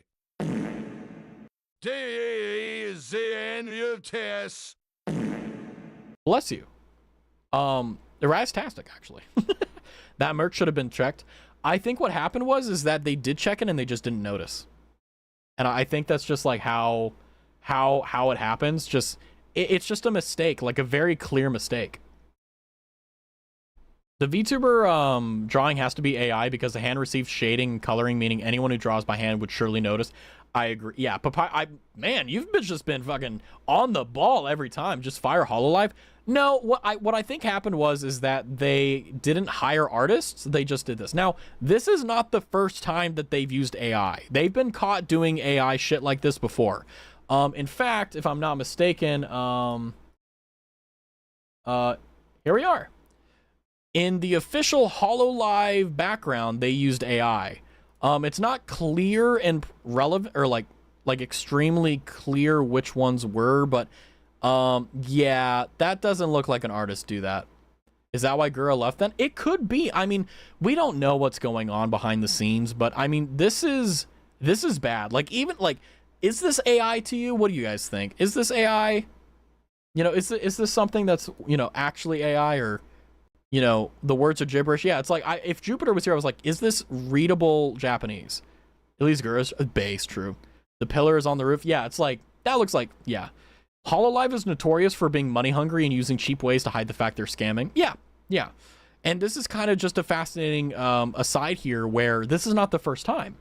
And yeah, this is clearly AI. Let's be real. I'm beating around the bush. This is clearly AI, right? No, it's not. What, Alacriat? I don't want to put words in your mouth. Can't wait for MF to try rigging a model with AI, like how you like them apples, Clinker. I think what's problematic is that, and this is actually a genuine thing, if you go on Etsy, you can find a lot of VTuber models that are literally 100% copy paste AI. And what they do is they take a rigging file and they just merely write over the files. So the rigging is there, they just change the textures. And it's insane. Well, it is a Japanese character that you can barely make it out and the borders are AI. Yeah. Most bigger companies are power hungry nowadays. Year 2K, work culture, and long gone. Yeah. The days when you can just work for a company for 60 years is just over. It sucks. Gura is still streaming how? Through Saba. By the way, Roast. Yeah, it's bad. So this is kind of a thing I'm talking about as well, where what is the lesson in this? The lesson in this is there are, just to give you guys an example, emotes are very expensive. Backgrounds are very expensive. Intro, outro screens, very expensive. Stingers, very expensive. You can use AI for them, but it defeats the entire purpose and value of VTubing and streaming, in my opinion. The worst I will ever do with AI is use it as a conceptual thing. That's it, but that's also how it is. VShojo tried something similar and got demolished. VShojo, for those who don't know, VShojo basically leveraged all their cash to the maximum, and they did not have a backup plan. Who? Oh, Saba. Just Google Saba. You'll know what I mean. I think they made it by AI and saw the letters being fucked, so they drew over the letters. I don't think they even did that, I'm going to be honest. In a very worse way and scammed a charity. Yeah, they also scammed a charity. Yeah, so there's a few things going on here. So this is kind of a fascinating kind of hodgepodge of situations here, because you have not only Sekiro, or the Hololive AI, but you also have, let's be frank here, the Bay Standy AI. This is bad. And unfortunately, I think what's going to be realistic here is that in the next 10 years, AI will probably become the norm. And if you do not use AI, you will be considered stupid because you're behind the curve. Because AI will eventually get to a point where it can replace artists. Unfortunately, it will. It simply, honestly, in a lot of ways, it already has. There's a lot of AI that talents retweet that they don't know because it's that good. And once they work out those kinks, we're all screwed. But even in 10 years, whenever that happens, I'm not going to use AI, because the whole point of VTubing is it's not just streaming, it's streaming while appreciating an art form. And there's a beauty and there's a distinction and there's a, how do I even put this? There's just something special about it that I would never diminish. All I can read is taco, the rest isn't legible.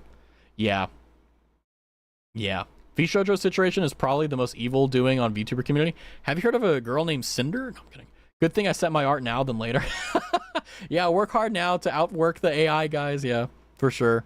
Let's see. Oh, that's cool. It shows the preview for me, but not for you guys. That's actually pretty cool. But I think also another question is, this is a little bit of a sidebar question, but Joel here, male VTuber, also really cool.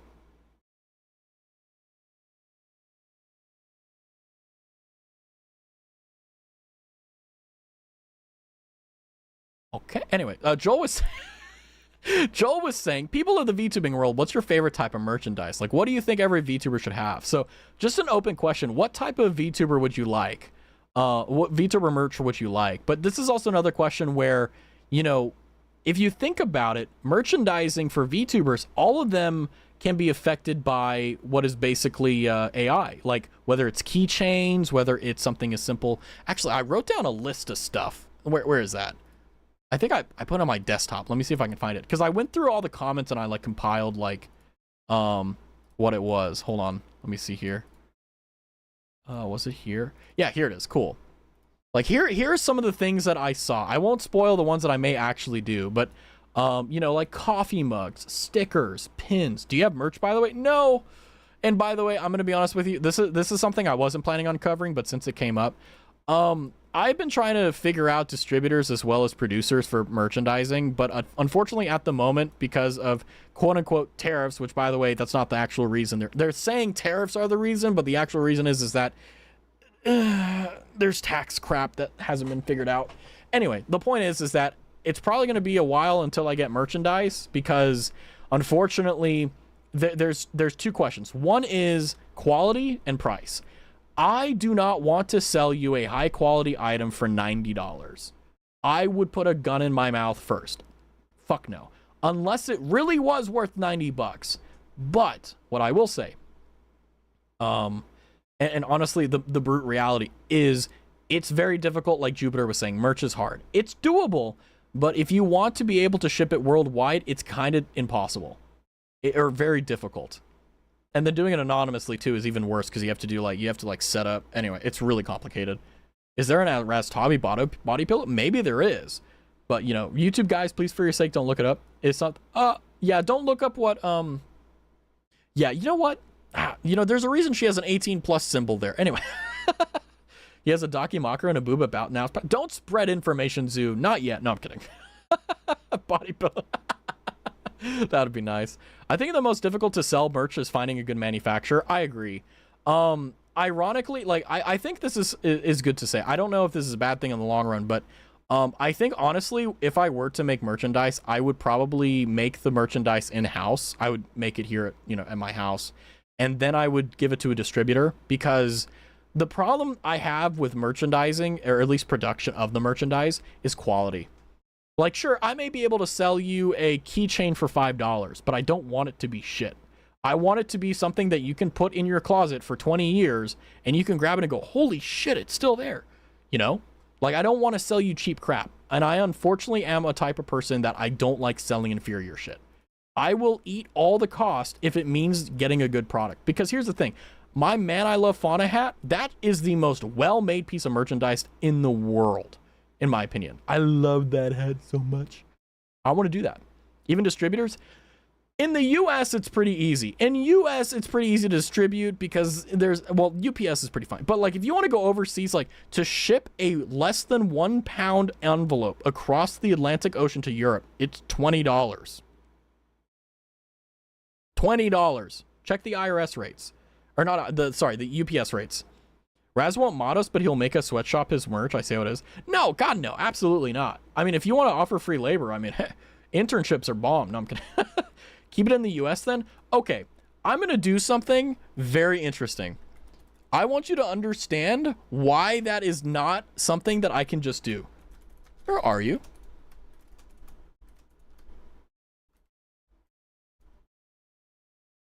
Let's see. And okay. So I just did a poll.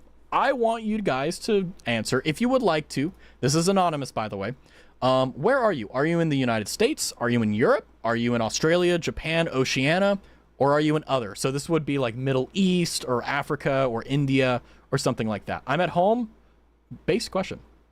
Is all chatters locations? Yeah, by the way, I know there's a lot of people who are in Europe. I know there's a lot of people who are in Australia. I know people that are in Southeast Asia. I know someone in India. Like, there's people all over the place. And the thing is that I'm not going to, I don't want it to be the case where I can only release it in the USA and you would have to go through the effort of purchasing the product, shipping it to a distributor, and then having the distributor individually send it to you. It's awful. So right now, there's 5 out of the 6 people who have voted have said not USA. Anyway, you can ship to that's the question. I wish I could. Right now, only 1 American. Yeah, that's the thing that I'm talking about. And the thing is that it's not the case that I don't want to. It's the case that I literally can't fucking do it. Because if I wanted, like, let's say, for example, I wanted to send it to the Middle East. I would have to send it from the United States over to Europe, and then that would cost you $60 to $90. And let's say you just bought a keychain. So you would spend $95 for a $5 piece of merchandise. That's a ripoff. I won't do that to you. If I find out a way, I will get through it, but we'll see what we can do. Right now, yeah, there's only 1 American, 3 Europeans, and 3 other, which literally means that if I wanted to make it in the US, no one would buy it because you couldn't. Yo, what's up? Just another German boy. How's it going? Welcome in. I would still pay for it. I want to be very clear. I sincerely appreciate that. I love that. It's wonderful because I'm going to make some cool shit. But the frustration on my behalf, on the behalf of everyone, is the fact that I want to make sure you can get it and you don't have to pay an arm and a leg for something that you just want. You know what I mean? I drive to the US to get it based. But here's the thing, right? And by the way, when I say US, I mean the North America. I just say US because I'm an American and I think everything revolves around me because I'm an American, You'd have to get a national distributor. Exactly. So I would have to produce the merchandise. So behind the veil, I'd have to produce the merchandise, which is extremely expensive if I don't do it myself. Then I would need to find a distributor to distribute it in North America. Then I would need to find a distributor to send to another distributor to distribute it in Europe, the Middle East, India, Africa, Australia, Oceania, etc. Ask some friend in the EU to also find a publisher there and ship the rest of the world. Won't that avoid tariffs? No. Tariffs work by goods that are being imported or exported. And unfortunately, one of the things is that it is merchandising. It is a sellable. It's not like I'm sending you an heirloom, right? It's like I'm selling you a thing that you paid for. Otherwise, it's fraud, and I get sued, and I don't want to get sued. So I would have to pay tariffs on that, or you, which I don't want anyone to pay tariffs on it.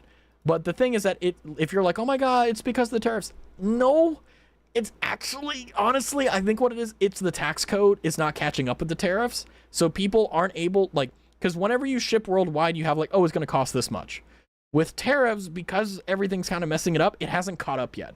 Welcome to the economic system of the world. Anyway. But yeah, I would want to do it above table for everything. I guess if you sell it on Amazon or other shopping apps, the delivery is probably cheaper. But here's the thing, Keith. They do not allow you to ship your own products unless you do a lot of very specific things. They force you, I think if I'm not mistaken, they force you to get your own company. Like I'd have to incorporate an LLC just to qualify to do that. And also, it isn't just the case like, oh yeah, I can use Amazon. They charge you like 50% of the sale price. So instead of like the $5 going to me, half of it would go to Bezos, you know? What about eBay? eBay handles the transaction. It doesn't handle the shipping. eBay will do, okay, I'm going to sell one game to you, but you have to send it to the purchaser. So you're going to have to pay UPS or whatever the case is. It's fucked. But I'm getting off topic here, and time is unfortunately a privilege for all of us. So, but yeah, VTuber merchandise is a hellhole because no one has it figured out, and the only way that you can really do it effectively is if you have scalability, which is a fancy word for saying you have a big place that does a lot of sales and a lot of places to make up for the amount of BS that you have to deal with. However, that being said, another thing I saw that kind of made me sad, and I think I agree here with Evie here. So this is what a Man I Love Fauna hat looks like, if you're curious. And basically, apparently they're selling MSRP for $330, so that's pretty good. So if I were to sell this, which I'll never sell this, by the way, I will never sell those hats. I could make a pretty good buck on my a little bit of a return on my investment. Gigi, but that's also another thing too, where like it's very depressing to think about because I want to do everything in my power to make sure that we can do two things. One, have a lot of fun, and two, do it without having to deal with the BS of things. So I want you guys to know I'm working very diligently and very hard on Raz 2.0. And not only that, but with merchandising, I'm working really hard on trying to figure out stuff as well. Unfortunately, it's really hard. I mean, if you guys have ideas, please send it to me. Let's figure this out together, you know, but unfortunately, like I am not going to do anything illegal. I'm not going to do anything immoral. I'm not going to do anything under the table. Everything's going to be completely above table. So just keep in mind that. Okay, wait. So if with your permission, says Papyrus, I were to find a publisher here in the Europe and ask them to make your merch on my name with your approval, wouldn't that stop the tariff from America import tariffs? Yes, but the thing is that, okay, because this is a legal question. So there's an element I don't know. So I don't know if I could actually hire you to like do the stuff on your home turf so that we could avoid the tariffing, because that's actually an idea. So for example, an idea I had is that I would just have a merchandise or a production and a distributor in the US, a producer and a distributor in Europe, and a producer and a distributor in Oceania, and just kind of centralize the headquarters in every area so that the shipping would be equal among all the shipping areas. So Japan and Australia would pay the same amount. Maybe the Philippines would get a price decrease because it's kind of smacked out of the middle. Maybe there'd be one in Europe that can ship to the Middle East as well as to India or some of the cases. But the thing is that I'd have to check up on the law on that, because the thing is that if I were to hire you to do that, I would have to make sure I was complying with the European Union law, which, oh God, I can only imagine how difficult that would be. But the thing is that conceptually, as a possibility, yes, it is possible. Do I know how to do it? No. But that's also another interesting question where this is now business, right? This is no longer just, oh, let's make a merch and sell it. It's, hey, like we got with there, you know, there's assets, there's liabilities, there's insurance, you know, it's crazy. Let me check the law for US and EU laws. I'll be back. Okay, bye, Bryce. Thank you for checking. My friend ordered a Hatsune Miku Seiko watch from Japan for $700, and it was only a mere $50 in shipping. But here's the thing. When did they do that? When is a very important time, because as of like a week ago, tons of companies are no longer shipping to the US or out of the US. because they've updated their policy last year. So that's what I'm saying. It's unfortunately an always changing situation, and the companies are deciding, you know what, the tax stuff is very unclear right now. Everything's really volatile. Let's just wait until this shit calms down and then we'll jump back in. That's what's going on. So basically it's like trying to buy a house nowadays. You shouldn't do it unless, if you can, then it's like, how, you know what I mean? But I'll make a Raz plushie once your 2.0 comes out. Yeah, that's gonna be awesome. But I will say, this kind of made me depressed because that means that someone parted with the best hat in the world. I love this hat so much, man. It's so good. I hate to see it. I really do. You know, it's really just that good. But I think, you know, transitioning away from the business side of merchandising and distributing, I think we should talk about a little bit something on a little bit more of not an emotional level, but definitely on a more important level. Well, actually, hold on. Let me take a sip of water and think about what I'm supposed to say and how I'm supposed to say it and what I actually want to say. Well, let me start by summarizing. Well, Hex here kind of wrote something that I feel very, like, akin to. Not all of it, but I'm going to point out the relevant things that I think are, like, really, really clear. I'm tired, y'all. You know, this person has been trying to make friends on the site, but everywhere I look, there's scammers, there's liars, there's backstabbers, abusers, and it breaks their heart when they find out a mutual was doing something unsavory. In my experience, I've had one person who did something really weird, but they weren't even a VTuber. So this doesn't apply to me. I haven't run into a single VTuber that has backstabbed me or scammed me or lied to me or was a mean girl or an abuser. Have there definitely been situations where I don't vibe with a VTuber and like we draw apart? Absolutely. That's perfectly fine. You don't choose, well, I mean, you choose your friends, but it's also like, you know, it either works or it doesn't, and you shouldn't be upset by that. And I'm not. It's just how it goes. But I've never had a negative experience with a VTuber. Never. I've never had a VTuber that was a scammer, a liar, a mean girl, abuser, any of this stuff. I've never had this issue. All the people I associate with are fantastic people. I mean, if in the future, I hope, knock on wood, this doesn't happen, but like, if someone in the future were to become unsavory like this, it would be a first, because everyone in the community, as well as my friends and fellow streamers, they're dope. But I can understand and I can sympathize or empathize, even though I haven't gone through it. Like, yeah, this is heartbreaking. Imagine being friends with someone and then they leave you behind or they abandon you, you know? And, you know, Hex goes on to say, like, you know, it feels even worse that I know that no one else knows, but it's not really my place to mention it. So they can't even talk about it because if they go public, it'll blow things up. So they just watch there and watch someone be cool when they're not a good person. And I think this is a little bit problematic. I think that if you know that someone is a bad actor, I think you have a responsibility to warn people. I mean, I think that if you don't do it, you're not a bad person. I don't think that you're evil or anything, but it's just like, if you know someone has a propensity to do something, or if they're like immoral, or if they're like, hey, they're gonna like hit on you or something, like, I think you at least owe them a warning, you know? And if they like do a Google Doc about it, you're right. Why are you, don't be worried about a Google Doc. You're right. If they're an asshat, if you don't want to lambaste them publicly, at least warn people so they can at least be on the watch out for it, you know? That's probably nicer. Yeah, I mean, that's probably the best way to do it. I hate seeing a bunch of people getting taken advantage of, you know? That's why you warn them. And I understand the sentiment, though, because it feels like a rock and a hard place, because you have to put yourself out there. You have to stick your neck out to be executed by a guillotine. If you warn people and they say like, hey man, I got warned by this VTuber that you were this way. And it's like, well, then the warning is going to literally be useless, because now the person knows to hide that part of themselves, you know? So it's one of those things, right? I'm back. Welcome back, Papyrus. But, you know, I think this is probably the most important sentence. I learned to pick my battles. Sometimes you just see evil shit, and instead of kind of lurching out like a hero to fix it, you realize there's nothing you can do to change it. And if you warn them, then you become in the target sites, you know, and you just hope and pray things happen. Is that a bad thing? No. But is it reasonable? Yeah, I'd say so. Anytime I've ever stood up for what I thought was right on this website, I've lost hundreds of followers and had basically people punching me in my face online. And I think this is also another reason why, you know, why people don't warn each other, because unfortunately there are people that are like this. And I think that even if you have a thick skin, if you have thousands of people telling you to, you know, end your mining, you know, like the first person was, you know, like ending it, I really think that it gets to you after a while.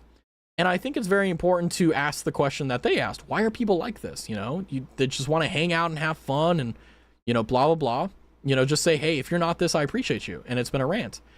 And I think that, you know, I see this a lot. I hate saying this, but I really do see these types of sentiments a lot. And unfortunately, this is not a unique case. I see this way more than I thought it would.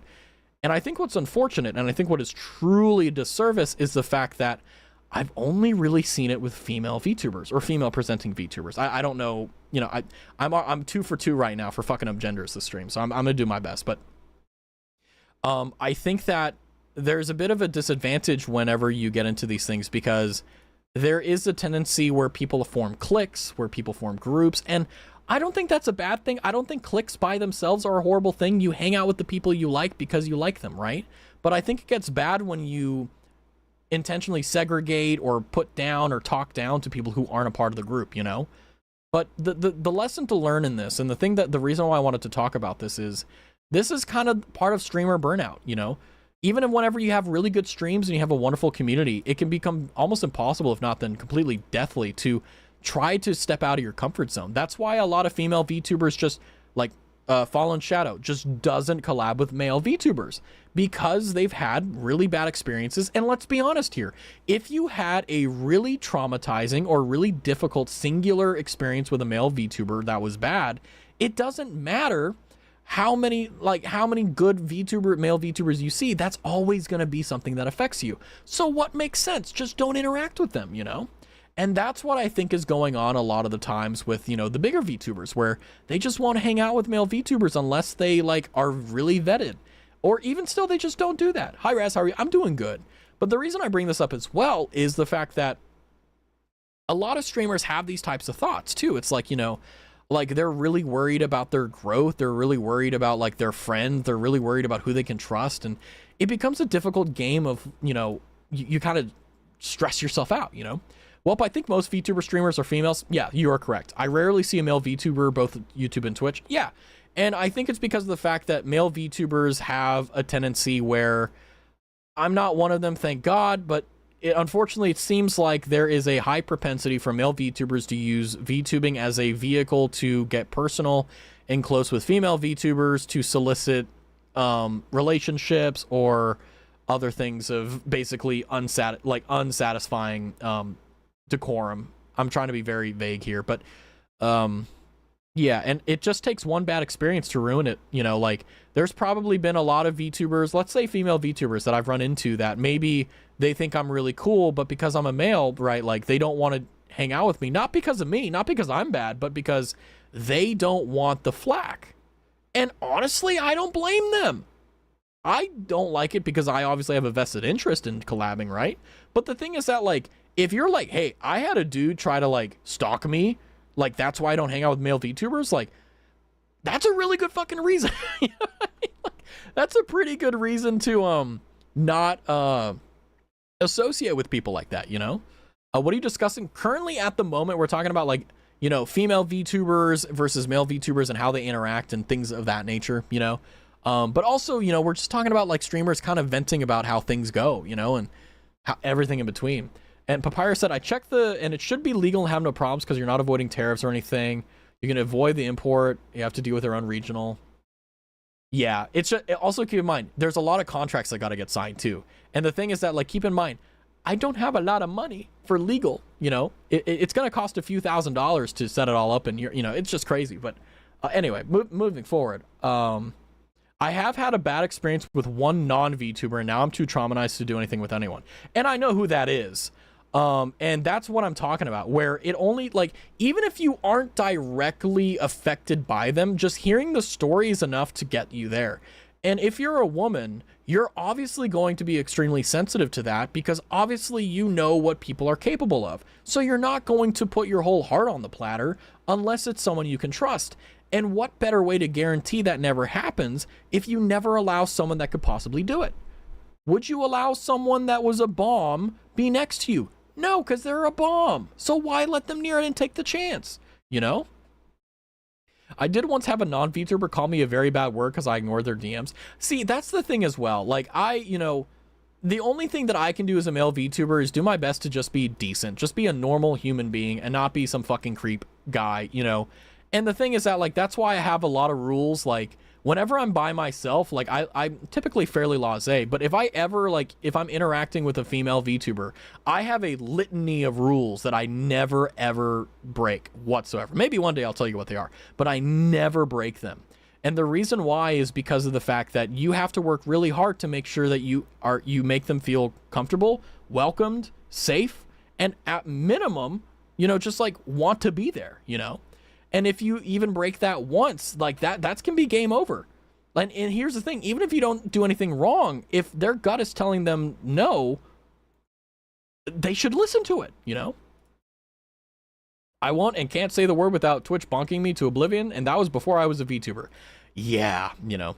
But the user was reported and banned from Discord. Yeah, it's crazy, you know.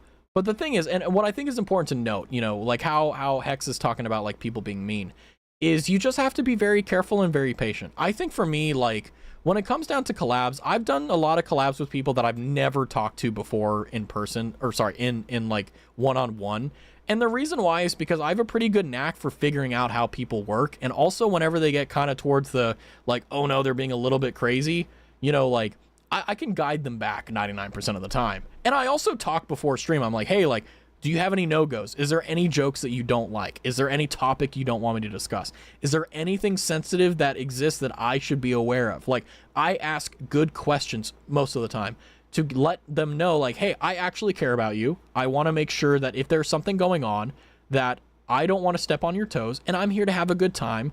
But let's, you know, it's like putting on your skates before walking on the ice rink. We do that and make sure our shoes are tight so we don't slip on our ass and fall. And that's why I do it. But the other thing as well is this leads to something pretty crazy. You know, if you know who this is, please don't say who it is. It's a alt account for a big industry, or well, actually they literally added themselves. This is Camilla. But this is their personal account. My hair has been falling out from the immense stress. Please recommend your favorite ways to de-stress. And this is kind of what happens when you have a situation where you don't know who can be your friends, like Hex was saying, you know, like, there's all these mean girls and these abusers and stuff and people trying to use you. Well, if you have a platform, people are going to want to stand on it, you know, and you got to be careful about that. Now, I don't know what they're stressed out about, but let's, you know, let's hypothetically say it was about, you know, money and success and growth and everything in between and staying at the top of the spotlight, you know, it's very stressful. It's very difficult. And I think this is a fascinating question because, you know, let's say you have it all.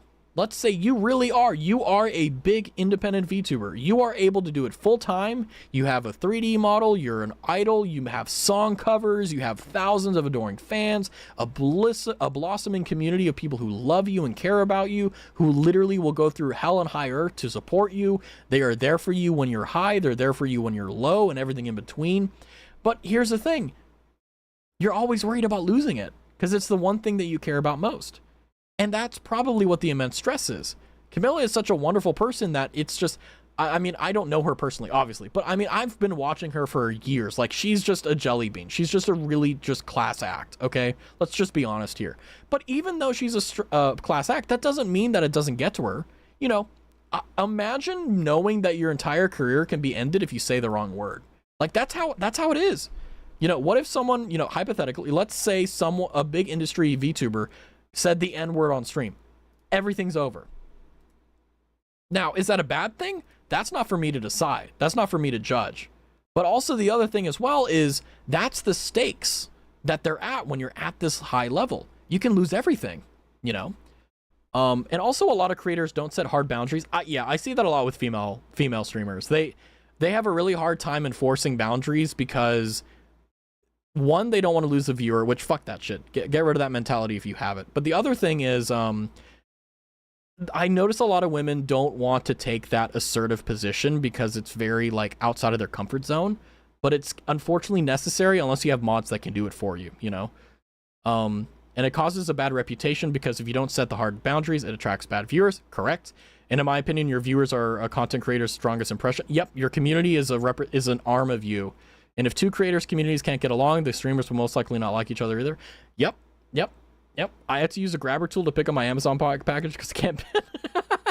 what a disparity in the two topics here. But that's also, you know, this is a post by Raztavi. You may know who this is, but I wrote this the other day. I'm gonna read it.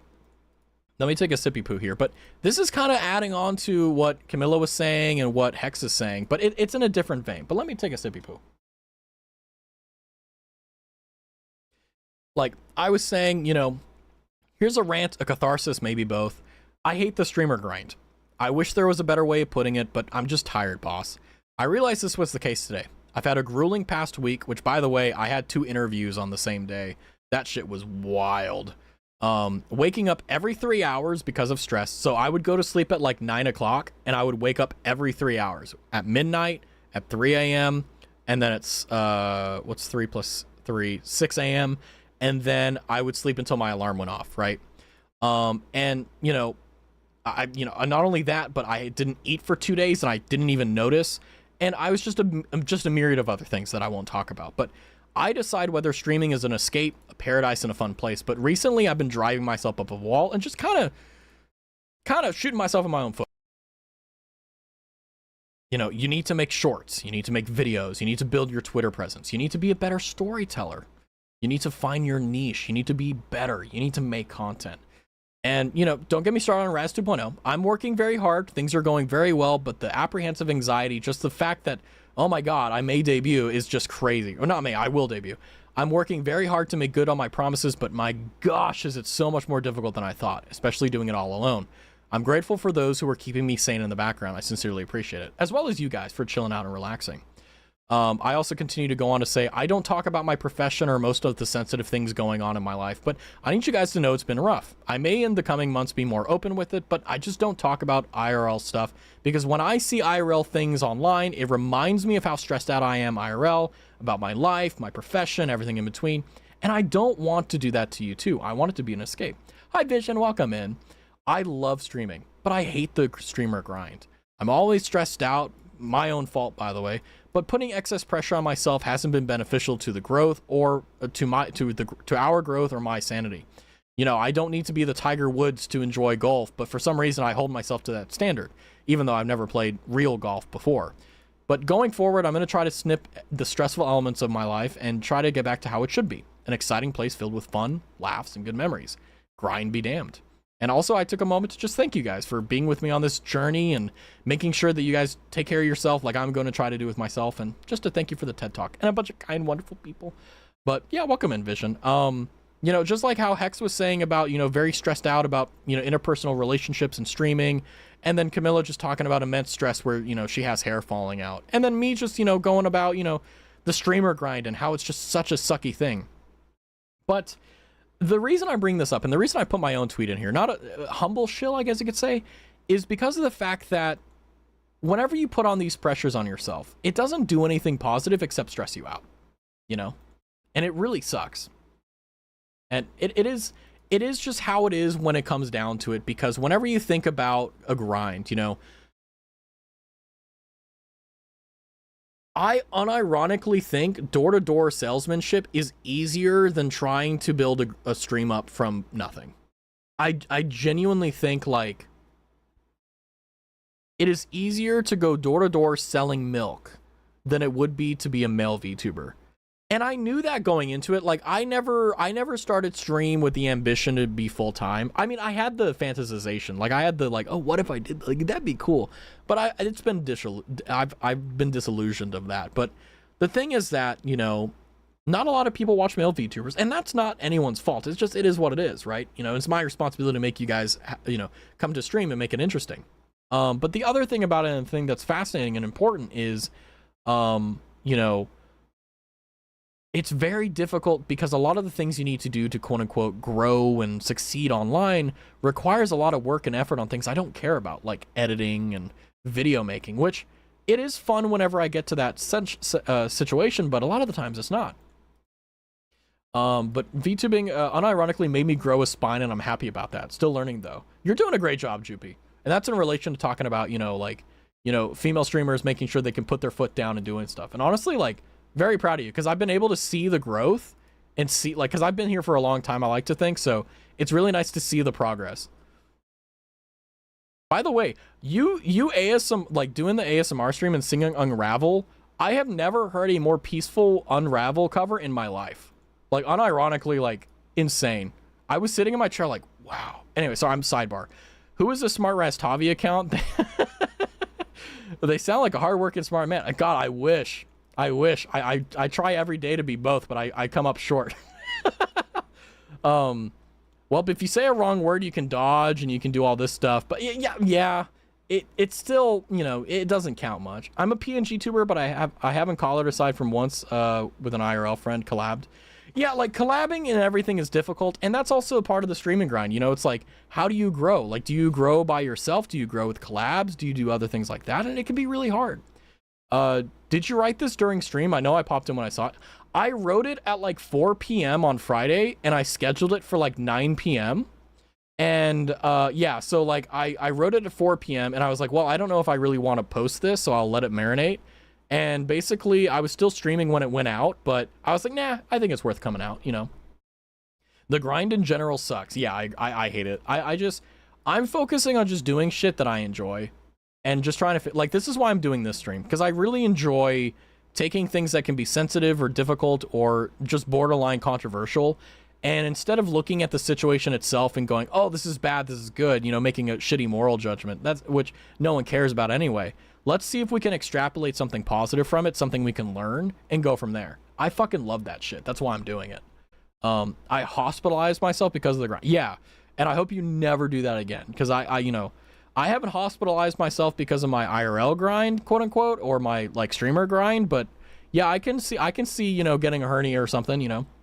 My life philosophy, says Papyrus, is chase the most fun path, the most fun choice. So if I have to become a streamer, quote unquote, lie on one of my path options, I might take it, because the hardship and pain, blood, sweat, and tears make the reward fun.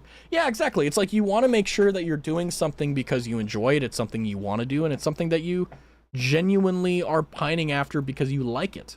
That's something very valuable. You, Marie, and Jupiter are my top favorite VTubers. I am shocked. I never know how to react to that. I'm sorry, but thank you, Rora. I appreciate it. Every time I get a compliment, I don't know how to take. I mean, I say thank you, but it's like, how do I say more? You know? Oh man, but you know, like I said, you know, I think that streaming, if you approach it from the right vectors and you approach it from the right angles, it can be a very rewarding, fun, and amazing place. But once you get in your head, it just, you know what I mean? Streaming is better if it's your hobby rather than doing full time. And yeah, that's what it is for me. I mean, I think about, you know, what I can do to make the stream better, how I can make it more profitable. Because on this stream, for those who don't know, none of the money comes to me. It all stays on stream. So every dollar goes towards making the stream better. It never comes out. So like, it isn't, I'm not making money for me. I'm making money for the channel, which is why I'm fine talking about it. Because normally I'm like very tight-lipped. Because every dollar on the channel, like the gong earlier, which I said it again, like, all that's going towards Raz 2.0 and the stream. So it's a thing where like I don't feel bad like trying to merchandise and trying to make money with it, because it's not me, it's the channel. And if you prove me wrong, then I'll get weird about it. Looks like flattery will get you everywhere. I think that it'll get you a lot of places, but it doesn't get you to the place you want to go. That's what I would say, Papyrus. I think that flattery works in a lot of situations, but in terms of the places you really want to get to, it won't, you know? I mean, what happened is that I set my own deadline, destroyed my body to make it. Yeah, like that's, I mean, I didn't set a deadline and destroy myself, but I set a deadline and, you know, like I set ambitious goals and stuff, and I never voiced them. I never talked about them, but, you know, I had like, oh, I wanted to do this by this time. I wanted this done. I mean, like, hold on. I want to make, I want to, because like I said, this is being recorded. I want to make sure I say everything. The schedule has not been how I wanted it to be. And that's been something that I've had to wrangle with and come to terms with. But the thing is that it's actually been working out in our favor in a sense, but we'll see how it goes, you know? I like sharing my hobby. It's not a full-time thing either, just like journaling is stationary. Yeah, that's why I like VTubing too, because the three main reasons is, one, I always wanted to stream. I always want to stream. So it's just like, I'm going to do this anyway, even if no one's here. The second thing is, like, I love talking to you guys, because even throughout this entire stream, you guys have had some insanely amazing things to talk about and interesting points and genuinely like good ass takes that have like helped me kind of see, as well as understand the things that I already have to a better degree, you know? And that's invaluable. And the final reason is just, it's fun, you know? Let's be real. Personally, I put fake deadlines on stuff to get the pressure to make myself start work, but at the deadline, and even if I pass it, no one will care or get hurt.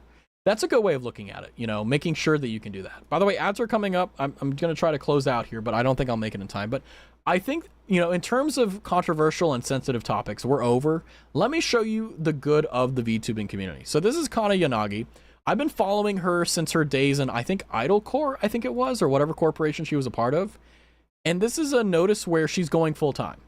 So this is a very positive thing, but there's also a little bit of a thing where, you know, let me just read it, you know. Starting from August 1st, I'm now a full-time VTuber, says Kana Yanagi. By the way, her ASMR and her streams are amazing. After 3 years of having a full-time 8 to 4 job, which, by the way, where'd you get that, Kana? Can you hit me up? I want one of those. And VTubing at the same time, I'm now able to switch over to content creation and VTubing full-time. This is honestly like a dream come true, and it's only possible thanks to the support from all of you. It definitely hasn't been easy getting to this point. There's been a lot of hard work, been through some VTuber corporate, multiple VTuber corps, by the way. That hasn't been shut down, but it's her greatest passion in life, and she's loved it ever since. And that's why she's pushed so hard. So also the other thing too is that I didn't know this, but apparently she had a chronic health condition, and she has overactive mast cells, which make her react allergetically to a lot of stuff like most food, and other things like that. And, you know, with that condition, it makes it hard for her, but because of VTubing, she's able to work around it a lot. Hold on, let me move myself. I can, yeah, there we go. I'll make myself smaller just for now. And you might ask, how will things be, where's my tab? You know, how will things be different now that I'm full time? Well, not much will change. It's just like, you know, more streams and all that stuff. So there is, did I like it? Yes, I did. So there's a lot of things that can come about that are positive in the VTuber community, but unfortunately it's more so the exception, not the rule. Honestly, I think Kana absolutely deserves everything. I've been following her for like 2 years now. She literally deserves the world. I mean, she's gotten a new model. She's done some incredible things. She's done some incredible like she's literally worked her ass off. And I'm really happy that she's able to actually just do it full time. Like, I think she bought her own property and stuff, like, so that she has like super cheap stuff. So it's like her like maximum like overhead is very low now. So there's a lot of things that come out of VTubing that are positive. But the ending point, the thing that I really want to, you know, get impressed into you is that no matter what happens, whether it's some dickhead that's being extremely rude and offensive and just cruel by saying, hey, all minors should end it, there's also some amazing and wonderful things that we don't see a lot of. And it's wonderful that we can see someone like Kana, who is just an absolute jelly bean, be able to say, I'm a full-time VTuber.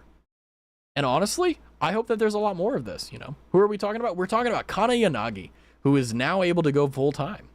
So I hope that, you know, this stream has been informative. I mean, we're not ending, well, we're kind of ending soon. Stream's not over, that's what I'm saying. But, you know, I hope that this stream has been, this is the second episode, quote unquote, of the Sunday Survey, where I go along in the VTuber community and the streaming community at large and try to tackle issues that are sensitive and also controversial and try to get some positive things. You're good at informing. I'm trying to do my best. But also I want to make sure that this is not something that stresses you out, but it's something that, hey, like, yeah, this is a controversial or difficult topic, but at the same time, like, hey, there's something to be learned here. But I do appreciate that. I did actually do a lot of, I actually have a notepad where I have like my entire like list of things where it's like, okay, yeah, this is that, you know, here it is. It's all next door, like read my notepad on, I think it was view botting a little bit. I actually looks cute. Yeah, Kana is cute. Absolutely. Absolutely. If you haven't seen Kana Yanagi, you absolutely should. I mean, she doesn't stream on Twitch. She streams on YouTube, but she's awesome. She really is awesome.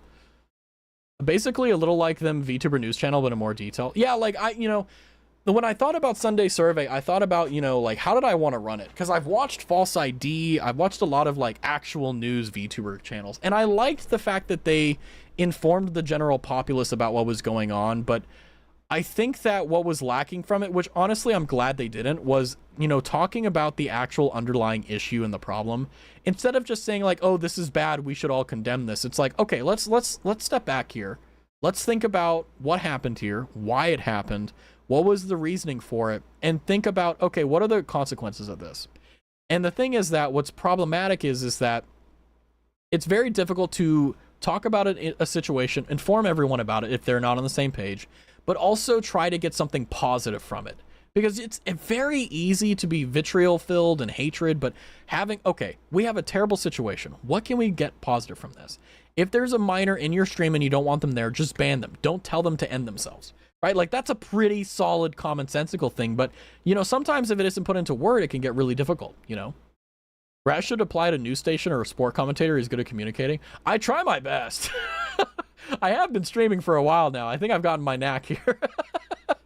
There is one random VTuber I saw, and I don't know their name, but I only saw a few seconds of their female model that had 4D bobas. And I was like, nope, just not my cup of tea. Yeah, that's perfectly fine. There's this guy on TikTok that does weekly VTuber reports. That's where I get Pankster, Viteshi, and Globy. Well, I mean, honestly, the way that I get it is I just doom scroll Twitter. So I see shit, but you know, this week's episode of Sunday Survey has been really good because we got a lot of stuff. We had the Panksy stuff, which was insane. The Globy graduations, the viewbotting stuff, some merchandising / AI situations, you know, merchandising as well as, you know, just stress in general. And then ending out with like, hey, life is good, you know. Wait, you're a minor. How fucking dare you? Yeah, it's like, just ban them, you know. I'm trying to imagine this and I'm confused. Yeah, how does 4D Bobo work? I didn't want to ask the question, but since Jupiter led with it, I should do that as well. By the way, the fact that I'm using a normal cursor, it's so messed up. I can't wait to end stream and switch on back to the Marie one. Oh my god. Also, wait, Jupiter, do you have a mouse cursor as well? Or am I gaslighting myself? Anyway, I'm losing my mind. Could have poked my eyes out. Interesting. It was like telescopic giants. Are you sure that was Boba's? Anyway, but yeah, I think, you know, stream's over insofar as content, but I'll leave it there. Yeah, I appreciate that. But you know, the finishing thing is that if you actually want to become a full-time streamer, is it gonna be easy? No. Is it possible? Absolutely. And the only way it's possible, just like everything, is by wonderful people and viewers like you. And as always, thank you. But I don't know what we're going to be doing next week. I will try to post a schedule, but we'll see how it is. What in the hologram booba are you finding? We have a very interesting community. We really do. But before anything else, I do want to say, is there any questions? I don't want to end out stream without anyone like, hey, like I had a question about this or so on and so forth, because it's the point of the TED Talk where I open up for questions. So does anyone have questions? So I'm going to put on the BGM just for a minute because I've heard only my voice for 2 hours.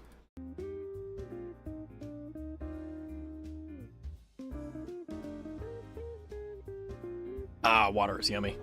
No questions? Let's go. And by the way, you know, if it's something where you're like, oh, well, you know, I don't have a question now, but you have one for later, write it down in a notepad or something, and the next Sunday survey, like, hit me up, like, and we'll talk about it. I hope everyone has a good Monday tomorrow. I agree. Tomorrow's gonna be wild. Why am I still half awake at 3 in the morning?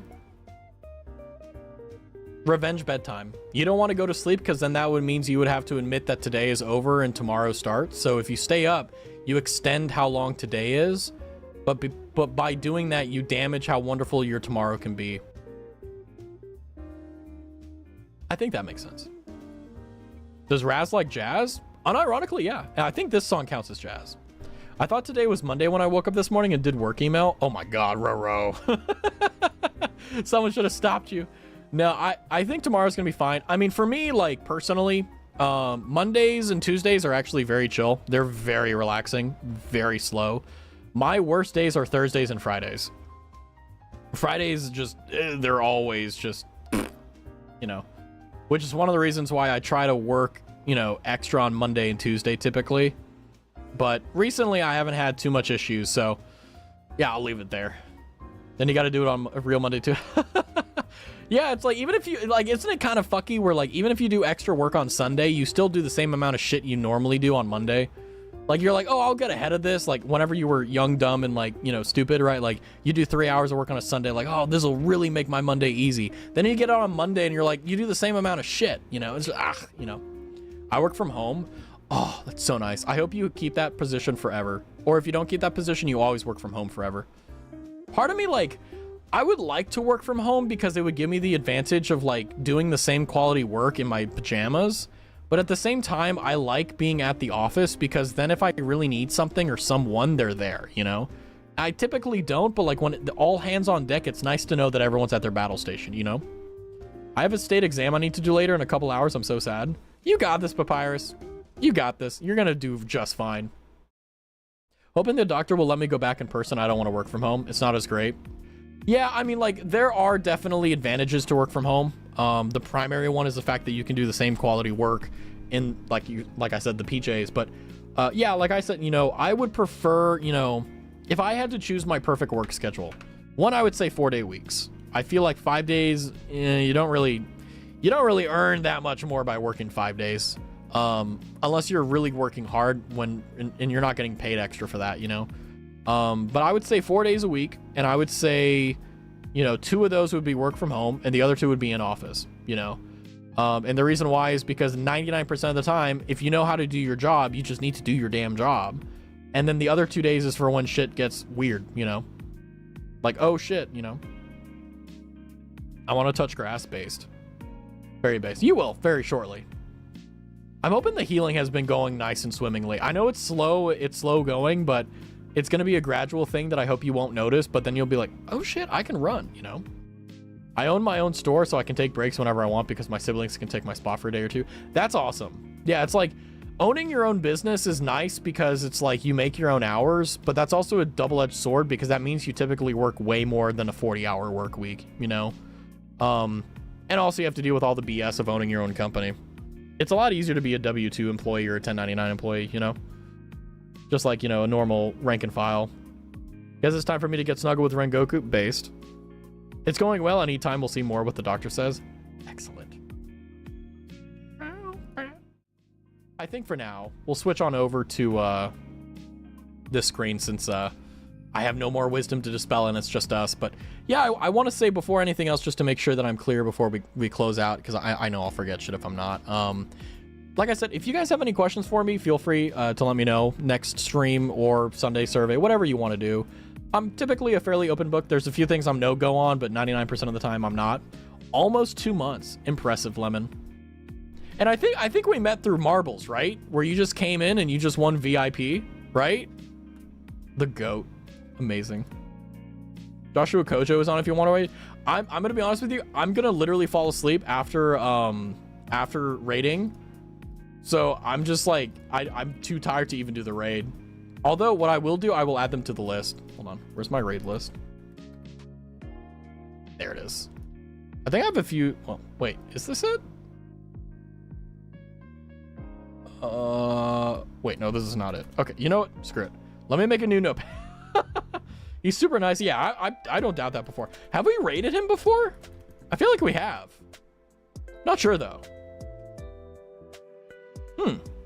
I agree owning your own business is harder than a 9-to-5. Yeah, it 100% is. Like, if anyone tells you owning your own business is easier than a 9-to-5, they're just wrong.